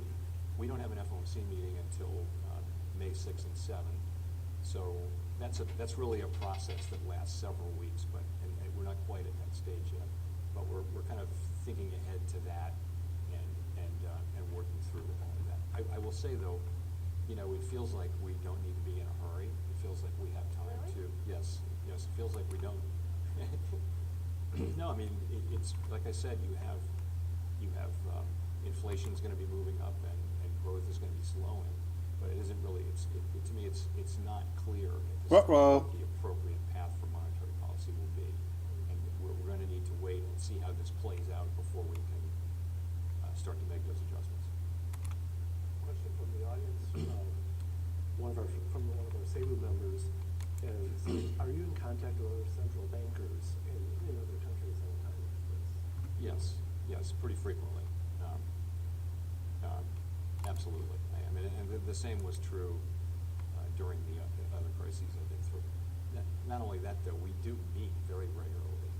The IMF World Bank meetings here in And did you hear what he just said? Anybody? We go to Basel multiple times a year to meet. That's all central bankers. He just said that there's really not a cause for us to do anything right now. We're just going to watch it and play it, let it play And out. when we're not doing that, Wasn't that what he said? Am I nuts? Did he say that? I'm not at liberty to say. No. No, there's not. Wow. And have you talked to those central bankers this week? Recently, yeah, I didn't want to get too specific about this, but yes, I have. What's their sentiment? Can you characterize that? I'd rather, again, I don't comment on what my international colleagues say, or it's not appropriate. But we're talking about events, we're talking about the implications for the economy. We're discussing what we're hearing from markets and from business people and from the elected governments too. It's all the things you would expect us to be talking about on a regular basis. It's one of the best things about this role is that the central banks have a lot. We're all non-political, so we think about things in quite similar ways, and they're real bonds. We're not lobbying each other ever on policy. Just never. That's just not a thing, because we do our policy here, they do their policy there, but we develop really good relationships and bonds with them. It's one of the real pleasures and benefits being able to talk about this, just not only with the great people at the Fed, but also with the leaders around the world. I mean, it's interesting because it is a job of enormous responsibility and power, but it's also a job. How would you characterize the job of Fed chair? How is it as a job? Honestly, that's what it is. I really feel just like another person doing that job. Really? Yeah. You just like, That's how it is. I'm doing a job. I have a job to do. I actually really like the job. I like it a lot. I enjoy it. It can be stressful at times, nonetheless incredibly interesting, great people to work with, really important. What more could you want? But that's what it is. And I'm blessed by working with great colleagues who are really committed to getting it right. We fully appreciate how important it is that we get it right, and do everything we possibly can to bring the best thinking, the best analysis, and debate things, over and over until we feel like we're in the right place. At the same time, there is no certainty in this. You can be wrong, because the economy can zig when you thought it was going to zag. So your term as Fed chair ends about a year from now. What do you think about your job security? I fully intend to serve all of my term. excellent. I mean, as we're getting close to wrapping up, I did want to ask something a little bit out of the box. I think because you do have a position of such great responsibility, people are very curious about you, and I think people tend to read into everything a Fed chair does, small gestures, word choice. I know it's part of our jobs in this room to pore over every word you choose. I did want to ask about one thing that I've wondered about for years, which is your tie. You always seem to wear a purple tie, and every time I think I've seen you, you've worn a purple tie, and I'm wondering if there's significance to that? Well, at the beginning, the only significance was that I like purple ties. Okay. But I will say, so then the next press conference, I reach for a blue tie or a red tie, and I go, maybe not, And so I wind up wearing purple ties. And then it becomes a thing, and now I definitely wear purple ties all the time. Okay. But I felt like, it just felt a little awkward to be wearing one that was identified. We are strictly non-political. I can't stress that enough. We are not, it's not that we're bipartisan. We are non-political. We don't do that. And so purple is a good color for that. That's all. Plus, I like purple ties. Sorry, I didn't give you a purple guitar thing. I have one other Milwaukee question that I overlooked here, but in Milwaukee and other parts of the country, the housing market is out of whack. In our market alone, in southeastern Wisconsin, there's 5,000, the market's out of whack by like 5,000 houses that need to be on the market for it to have equilibrium. And a report this week said tariffs could tack on some $6,000 to the cost of building a new home. how long are people gonna sit on their cheap mortgages from COVID, thank you very much, and before they move on, before the market frees up? So you have several things there. The first is, we just haven't built enough housing, and we haven't kept up with the demand for housing. So there's an underlying shortage. Before the pandemic, there was a real housing shortage. And by the way, that's happening in many comparable democracies around the world. The second thing is, locking, as you say. There were very, very low mortgage rates during COVID, and people are kind of locked in. It would be very expensive to move, and that'll of course wear off over time. You also mentioned, the costs of materials that might be imported, lumber and nails and things like that. And yeah, and also labor, a lot of labor from in the home building business has been traditionally immigrant labor. So yeah, the housing, the sort of new build market may face some cost pressures as well. That may very well be the case. That's what we're hearing from home builders, for example, both on the labor side and on the materials side. But even once these short-term things happen, we're still going to have not enough houses, and so it's I think for a long time we're still going to see upward pressure on housing prices. Maybe until population growth slows or until we catch up. You mentioned that we're kind of in a period of waiting right now to see how policy ripples out through the economy. How long do you expect that to take? How long do you expect these big policy changes to show up in our day-to-day lives, in prices and supplies and things like that? For a while, we didn't know what was coming on April 2. Now we know what came on April 2. We don't know. There's a lot more to be said about how all that shakes out. Do you want to do the application? If you can come out here, if not, I gotta wait. The Fed Powell is speaking, and the market's moving a lot, and I'm trying to make sure no one in the room blows up. So if you can't, that's all right. But I've got to monitor this for a couple minutes. I'm sorry. Can you hear me? You didn't, it broke up, so I didn't hear what you said. I said the market's moving very fast, and the Fed chair is speaking, so I need to monitor this to make sure no one in the room blows up. Okay. Well, I'll just wait for you to come over here. Okay, that's fine. Yeah, we'll handle it in just a little bit, okay? Okay. Okay, I'll talk to you in a little bit. Place at sort of the speed we expect policy changes to be, and then we'll begin to see the real economic effects as the year goes on. But again, I can't give you a very specific date. Is the fiscal legislation the tax cuts?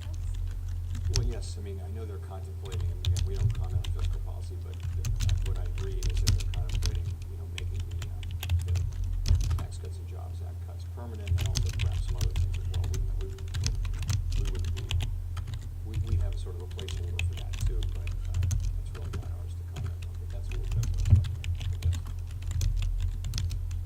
So I have a question from a friend in Milwaukee who said she has clients that have deals ready to go, businesses that are ready to launch from their garage to a private equity deal, and they're just stuck in their garage right now. How long do you think, what do you think the impact of the uncertainty these days will have on the private equity deals? So again, we're hearing a lot of that. People are just kind of waiting for clarity, So, and I can't tell you when that will pass, but ultimately it will pass. We know that at a certain point we'll know enough to know what the uncertainty will decline. Hey guys, I'm asking everybody point blank. It makes no sense to be taking risk right now if you cannot handle blowing up your account. If your account just went kaboom right now to zero, right? Would you be like, oh well, see you Monday, new account, you can trade. If you can't, you have no business trading. You have no idea what this thing's gonna do. Neither do I. Just stop. A down day is okay. A down day is okay. Please. Circumstances that you are watching, focused on. Sure. So the basic two big data pools are the data around prices and around employment. And we get in the employment area, we get just really that's an area where we actually get pretty good data. Although the survey response rates have been lower, nonetheless we get a lot of different data. It's not just unemployment, it's participation, it's by age group and things like that. It's wages, it's many, many different things. it's jobs, it's quits, all the job creation, quits, openings, all those things. So that's one thing. On inflation, we target PCE, personal consumption expenditure inflation, not CPI. And the two are broadly, they move together, but 25 years ago, the Fed switched to PCE. The public looks at CPI. It's kind of a little bit of a thing, but because we think, it's really just a better way to capture the inflation, the cost pressures that households and businesses feel. I think it's a better measure, and that's what we look at. But they're not that different. I mean, they look at different measures. Ultimately, they're pretty close together. Those things, on growth, you look at what's happening with consumer spending. The economy is overwhelmingly driven by consumer spending. So you look at how are consumer surveys, how are they feeling, how are they spending. Sometimes the surveys are very negative, but they keep spending. That's been happening really for a while. People spent right through the pandemic, and they spent right through this time of higher inflation. They kept spending, and forecasters kept thinking, like us, kept thinking that consumption would slow down. That's a really critical thing. After that, business investment is a big chunk. You look at that, and that is also susceptible to sentiment. Businesses, if they don't know what to do, they're not going to do an acquisition. They're going to hold off on building a factory or a plant or hiring people and things like that. So we look at, I could go on for a long time. We look at a lot of data, and we try to make sense. We also talk to people who are in the real economy. I grew, my career was mostly in the private sector, talking to people who ran businesses. And for me, the story doesn't come together until I actually hear from people who are in the economy doing things and what they're feeling and seeing, and then it sort of fits together better. Is this like via the beige book or just? Beige book, thank you for mentioning the beige book. I hope you read it. I love the beige book.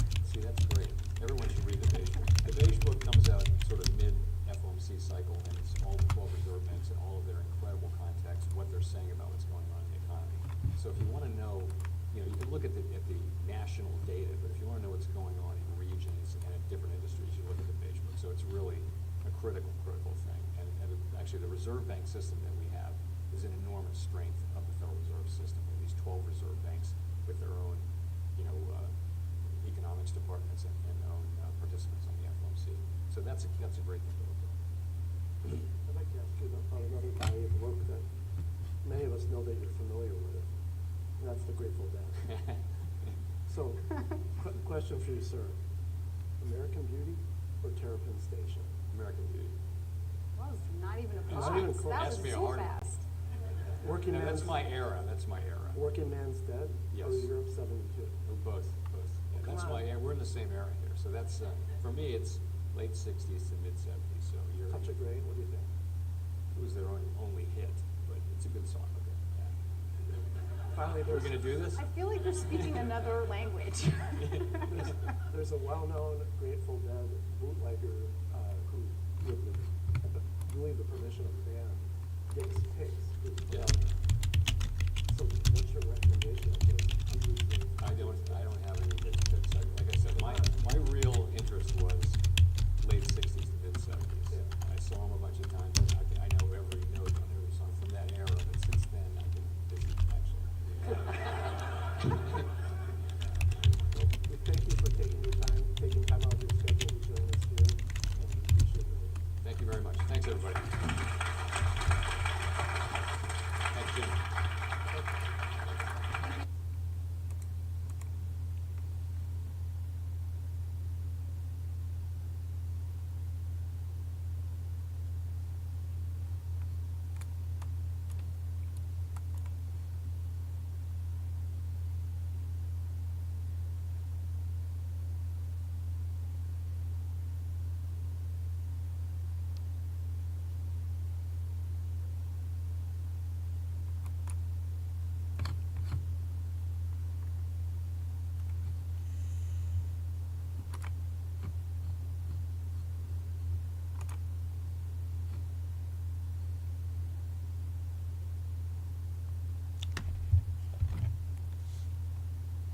See this? This is a 400-ounce bar of solid gold. Back in the 20s, this could buy you a decent house, and so could this much cash. This is $8,268, which was a lot of money back then. But today, this much cash couldn't even buy you a clapped out Winnebago. Yet, this bar of gold, which as of 2020,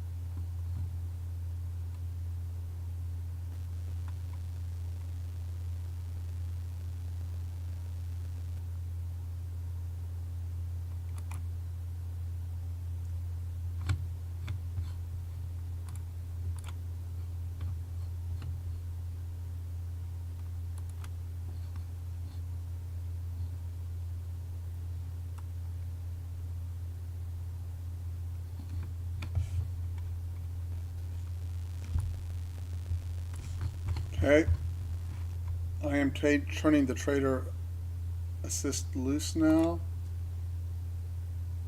but I'm aware that I could give back P&L here. I just picked back up.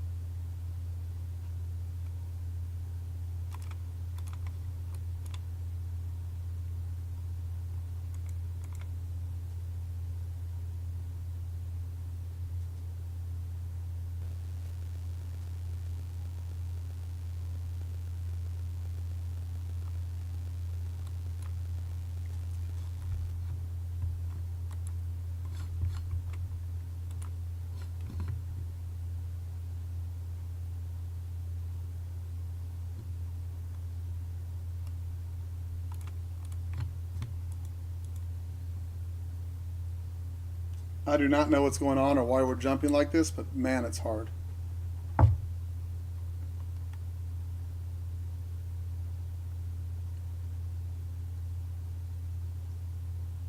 Just, I'm thinking about turning it off. Just too fast, too much. It's jerking back and forth, so I don't know what the deal is or why. But I'm alright with leaving it alone.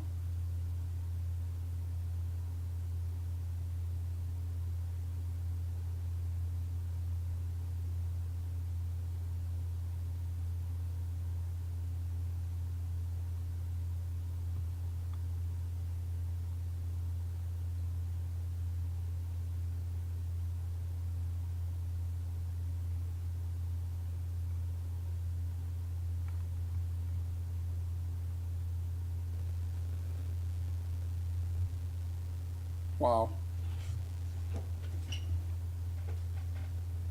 I thought it would smooth down once he was done, but no such luck.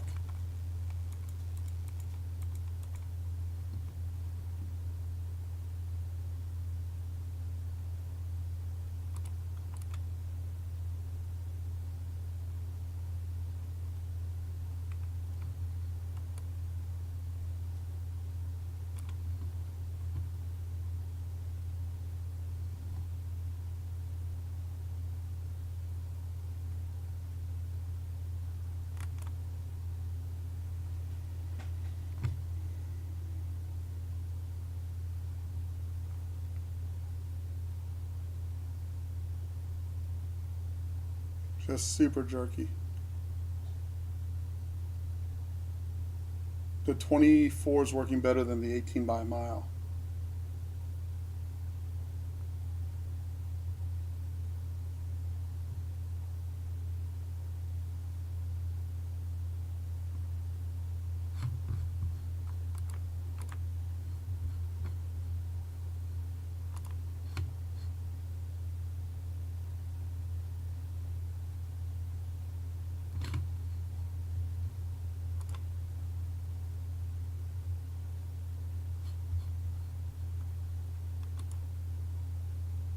Now they break it, which makes sense.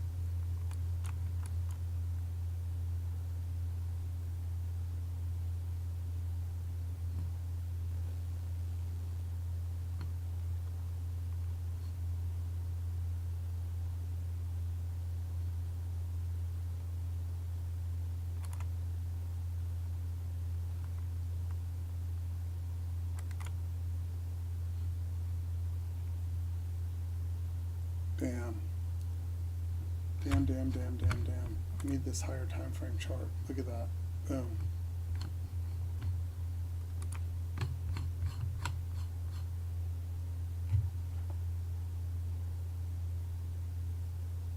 Straight down. 100 points so far. I'm like, hell if I'm catching that.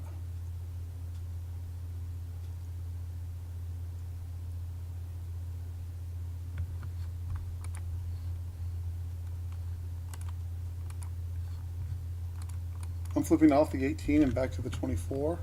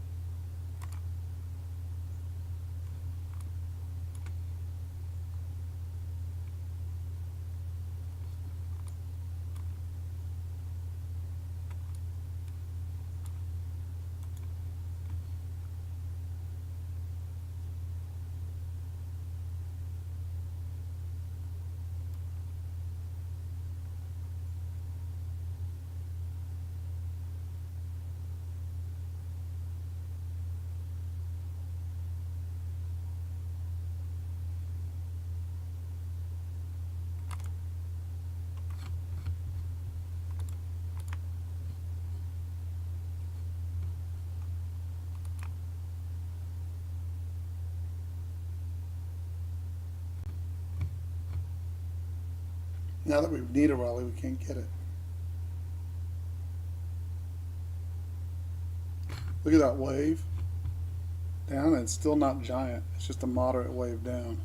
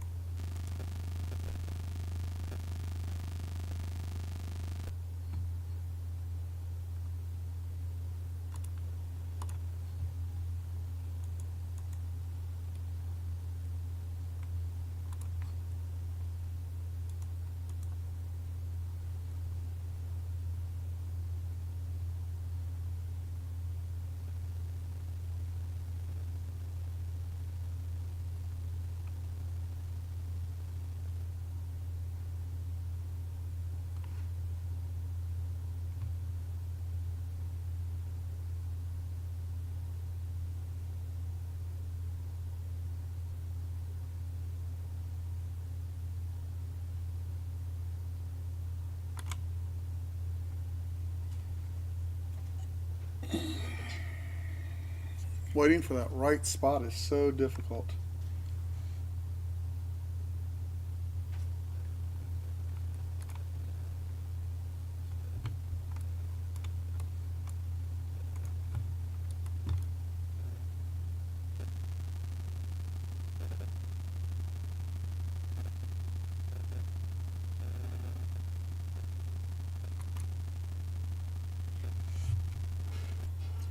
I'm trading in onesies and twosies, just so you know. I'm just scalping my way through it. I'm not willing to get smashed on a... How far are we down now? We're not at the low of the day, but...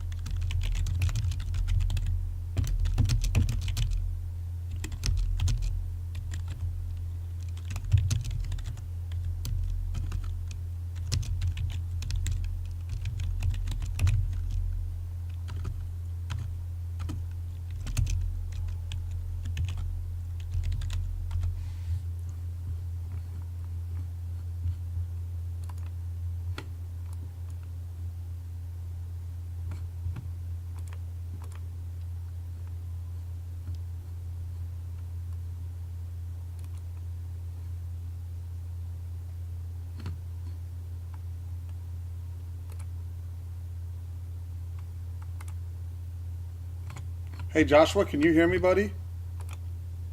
It's a very hard environment. Okay, I'm really having to scramble to keep my I's dotted and my T's crossed. Okay, make sure that I'm controlling risk. What's 920?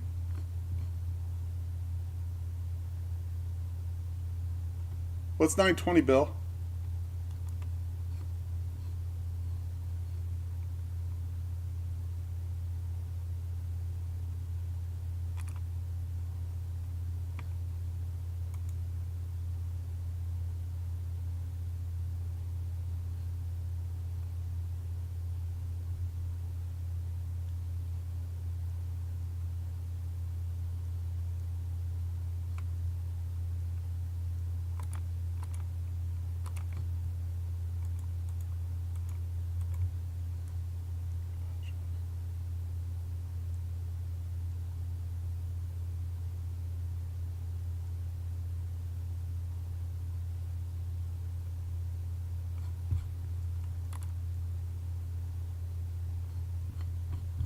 Got it. Okay, thank you.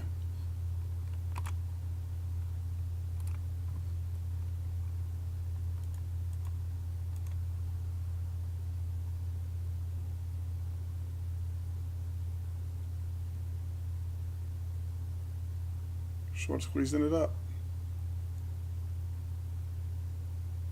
Or something like that.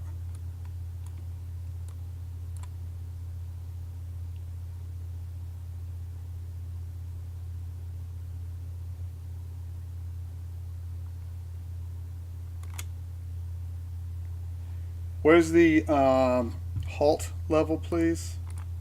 Can someone give that to me? I know we put it earlier this morning. It's way down there, but I think it's another 700 points. Let's see.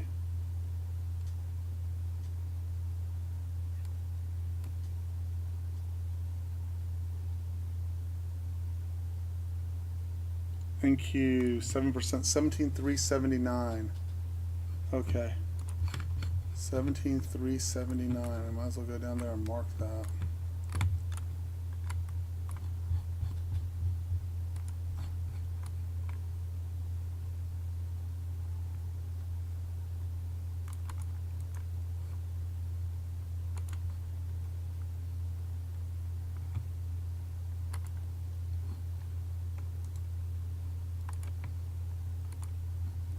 Okay.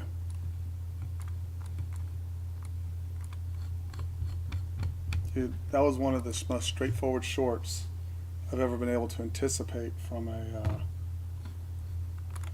Fed guy.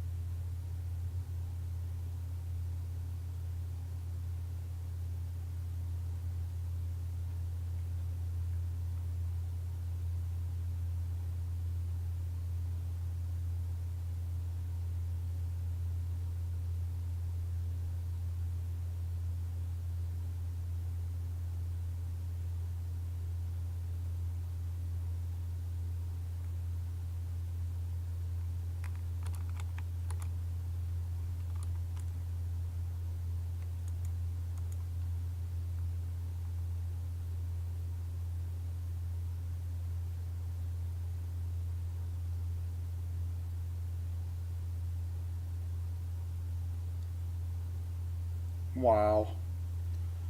That's so hard to figure that out.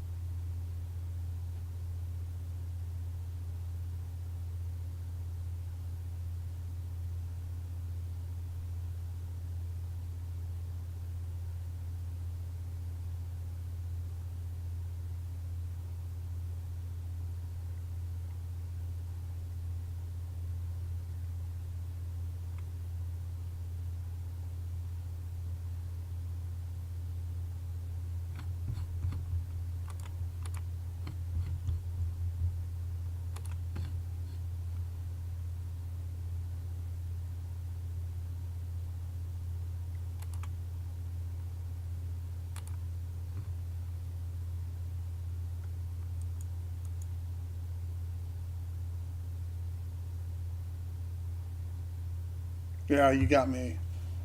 I have no idea.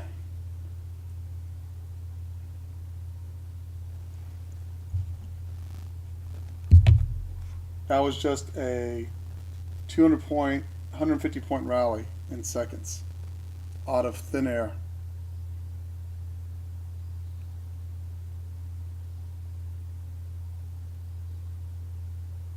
Which is fine.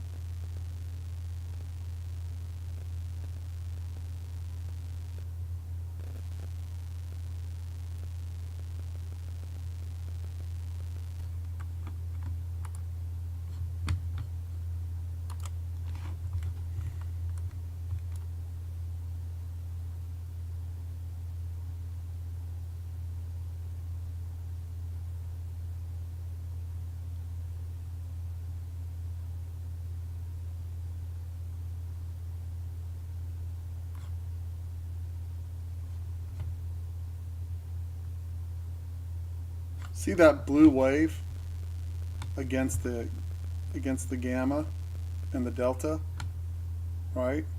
Yeah.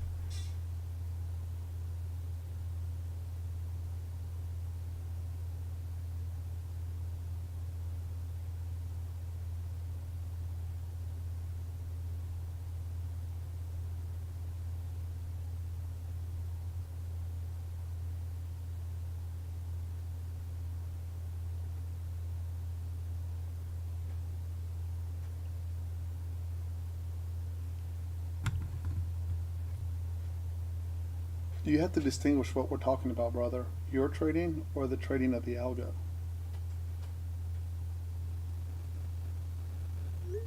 And Fridays suck. You don't have to convince me of that.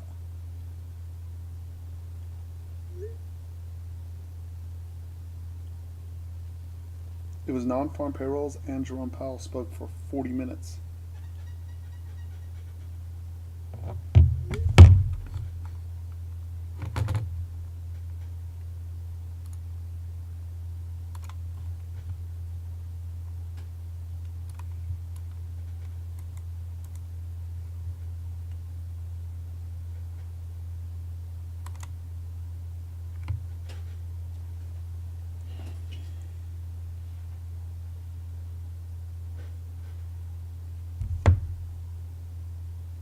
And he literally said, this is not a problem for the Fed to solve. It's a political issue.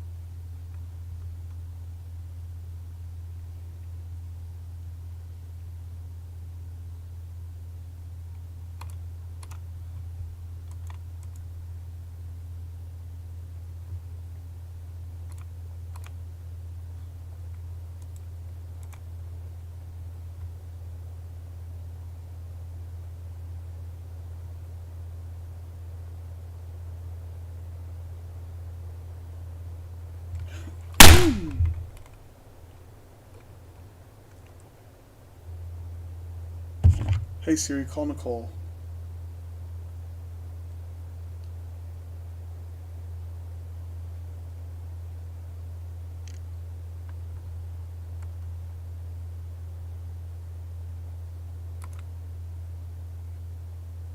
Hey Siri, call Nicole.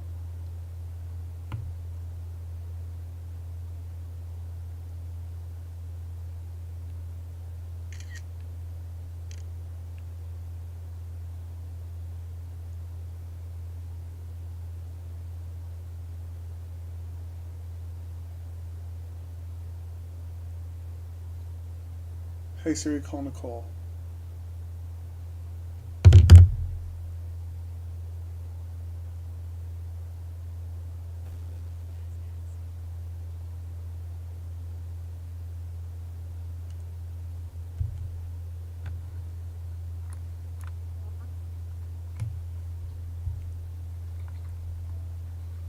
Hey, I did it again. If you can come out and speak to me, I'd really appreciate it. Okay, I'm very upset. I'm sorry, what? I keep Jessica. Hold on. I did it again. If you could come out and speak to me, I'd really appreciate it. Okay.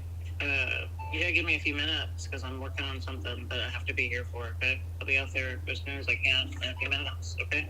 That's fine. Thank you. Oh.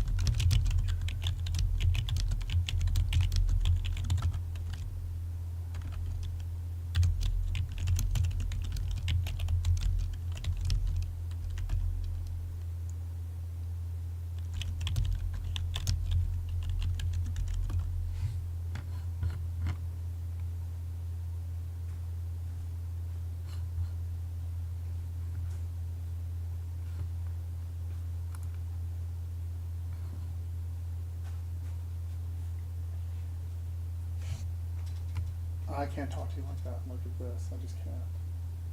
Why do you have to look at that? Because it's on. Never mind. Never mind. I can already see you're agitated. Stop. Because No. Let's just talk later. Because of my hips. It's all right. I don't want to upset you. I don't want to upset you. And can you see how intense I am? And you always get upset with it. I didn't think it through. That's just not. Okay, it's all right. It's Are all you right. are you gonna make worse things worse? No, it can't get any worse than it is. So it's okay. Forget it. You can't get any worse? It cannot get any worse. Okay? Are you still talking in the room? No, I'm muted in the room. It cannot get any worse. It's okay. How is it can't get any Nic- worse? Nicole, this Just is tell not- me what happened, Simon. I blew up an account right before I was about to get qualified. I get distracted. Joy sends me a message. Hey, I've got a problem. And then I start. Oh, well, I'm not actually trading right now. Fuck. What is wrong with her? And it's not just them. Joshua. Oh, yes, Simon. I've had 18 accounts now for 3 months. I'm making more money than I've ever made this morning at 5:30. It's wearing on me, and I can't get anyone to move on it. I just feel like an idiot. And then I blow it up. That's all. Just, That's what and you- this stresses you out when I do this, when I get intense. I'm trying to figure out why I keep blowing it up. Why I can't stop. Okay. And if your simple answer is, well, you're addicted, that doesn't help me. Then why are you calling me out here? Never mind. I'm sorry. Because I'm hoping that you'll have some other kind of insight besides the one you've had. Since just let me focus. This is down 31 points. Let's just see if I can fix it, okay? Okay.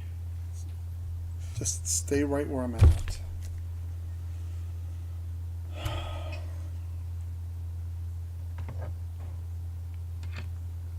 It is raining. Please don't ask me to come out here. Okay, my mistake. Come in here and talk to me. Okay, you're right.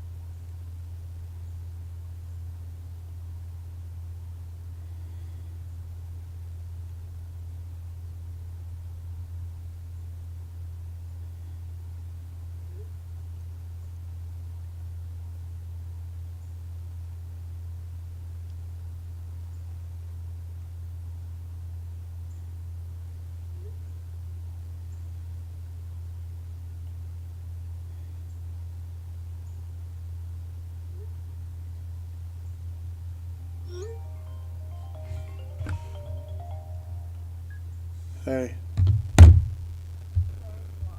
Help you calm down.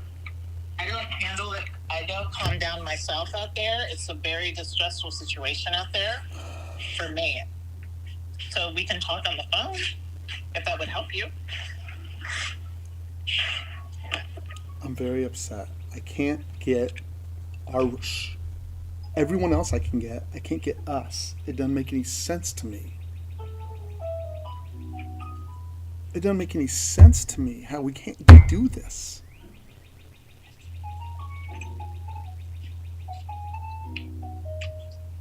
Okay, well, Between two college-educated, smart people, we can't figure it out. It's very frustrating and distressing. well, Simon, we have figured it out, but you don't follow the plan. Okay. So I want to help calm you down, but you can't make comments like that. They're just not accurate. So anytime I correct you on accuracy, it doesn't calm you down. But you're not making accurate statements. To say we are two college educated people who can't figure this out That is not accurate. I have given you the formula for getting this done, and you refuse because of your level of anxiety. You are not following it. Okay. That is what's going on. Don't include me in the problem. I'm not the problem. Got it. Okay.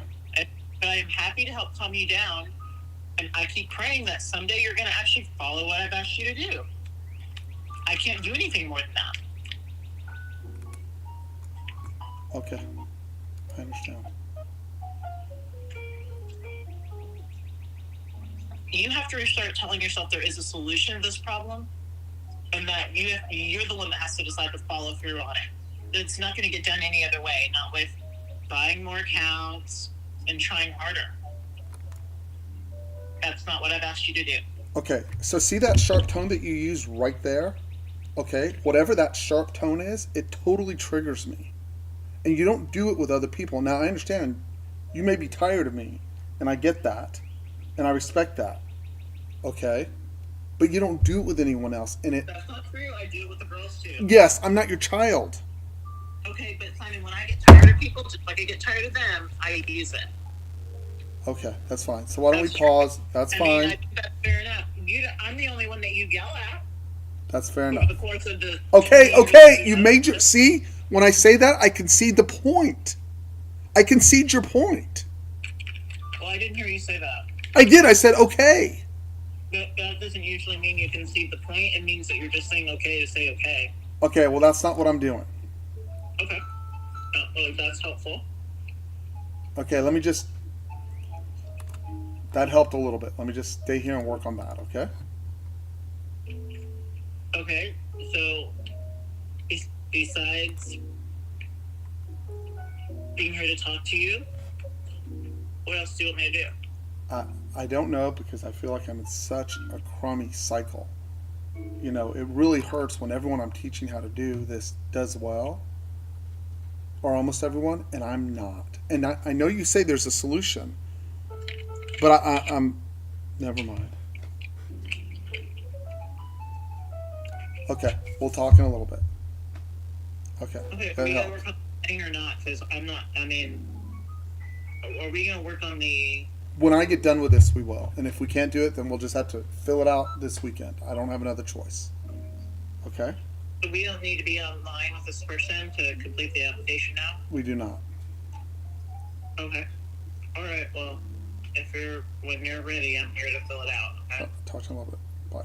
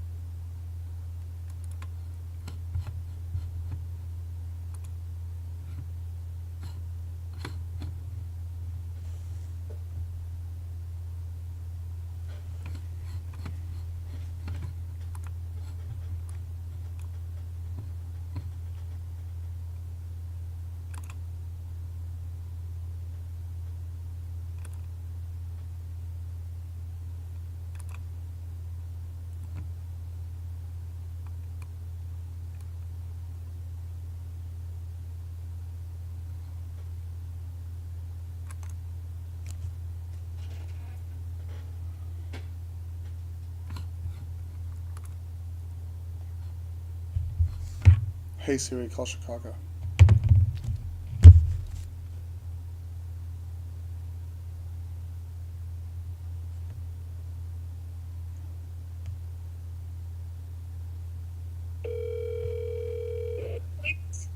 Simon, how are you? Hey, I'm all right. I'm not calling to yell at you. I'm calling to talk to you.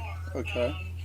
Okay. So just hear me. When you send me a message, right? So just imagine I'm sitting here, and then there's another. I thought you were done. I'm never done. I'm never done.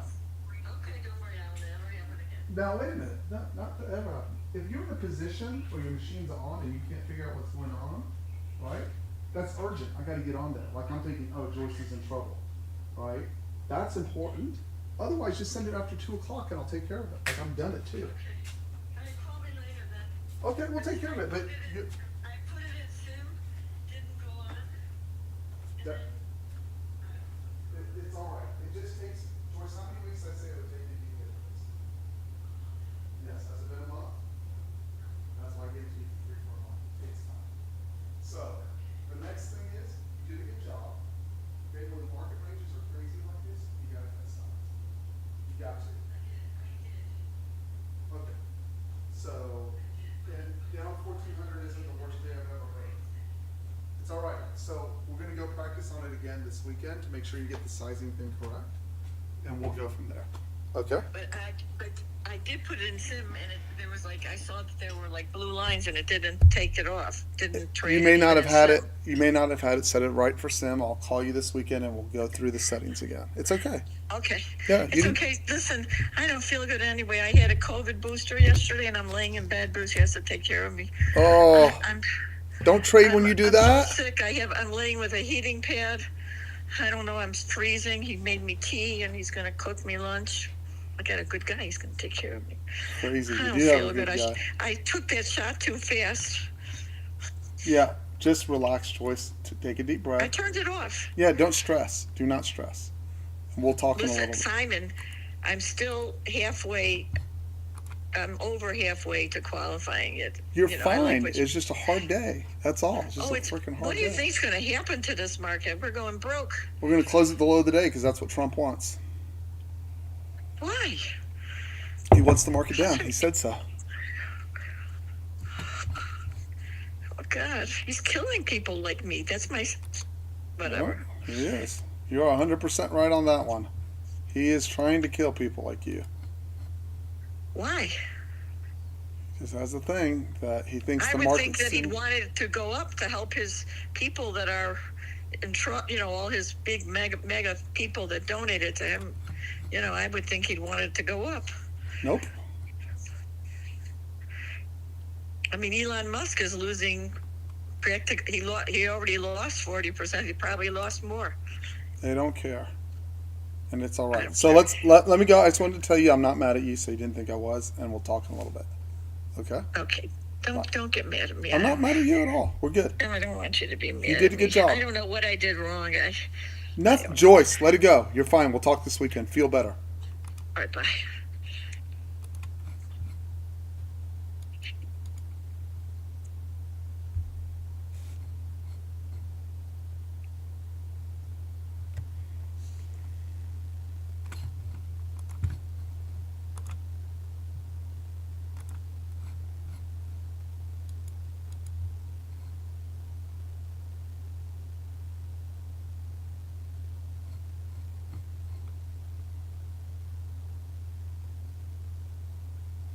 Well, they just killing this thing.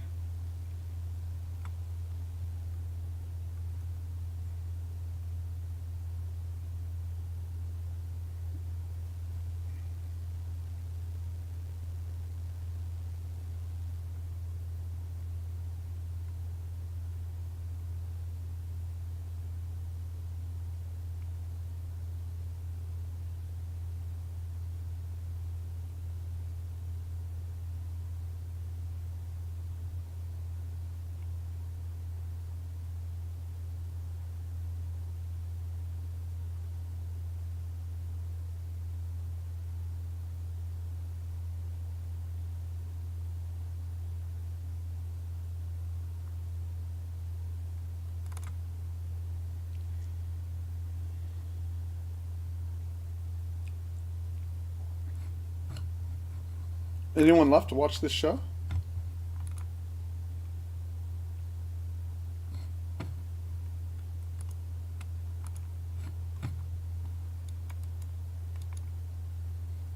Wow.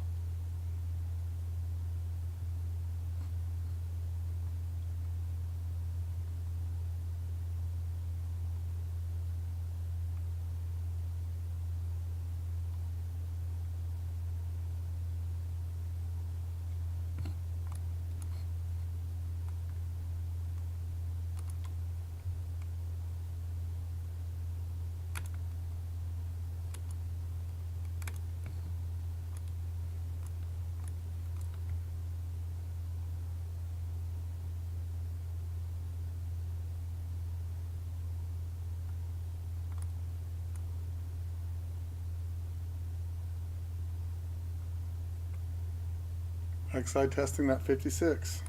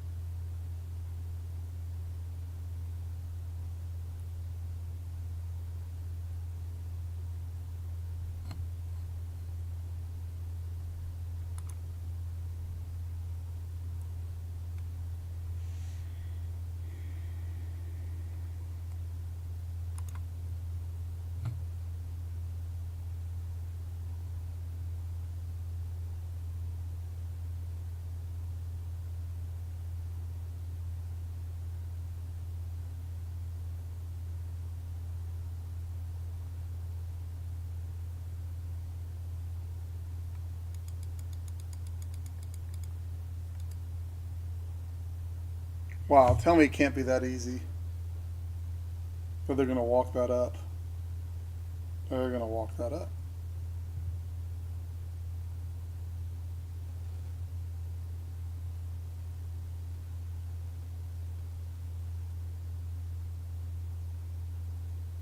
Damn, they're going to walk it up.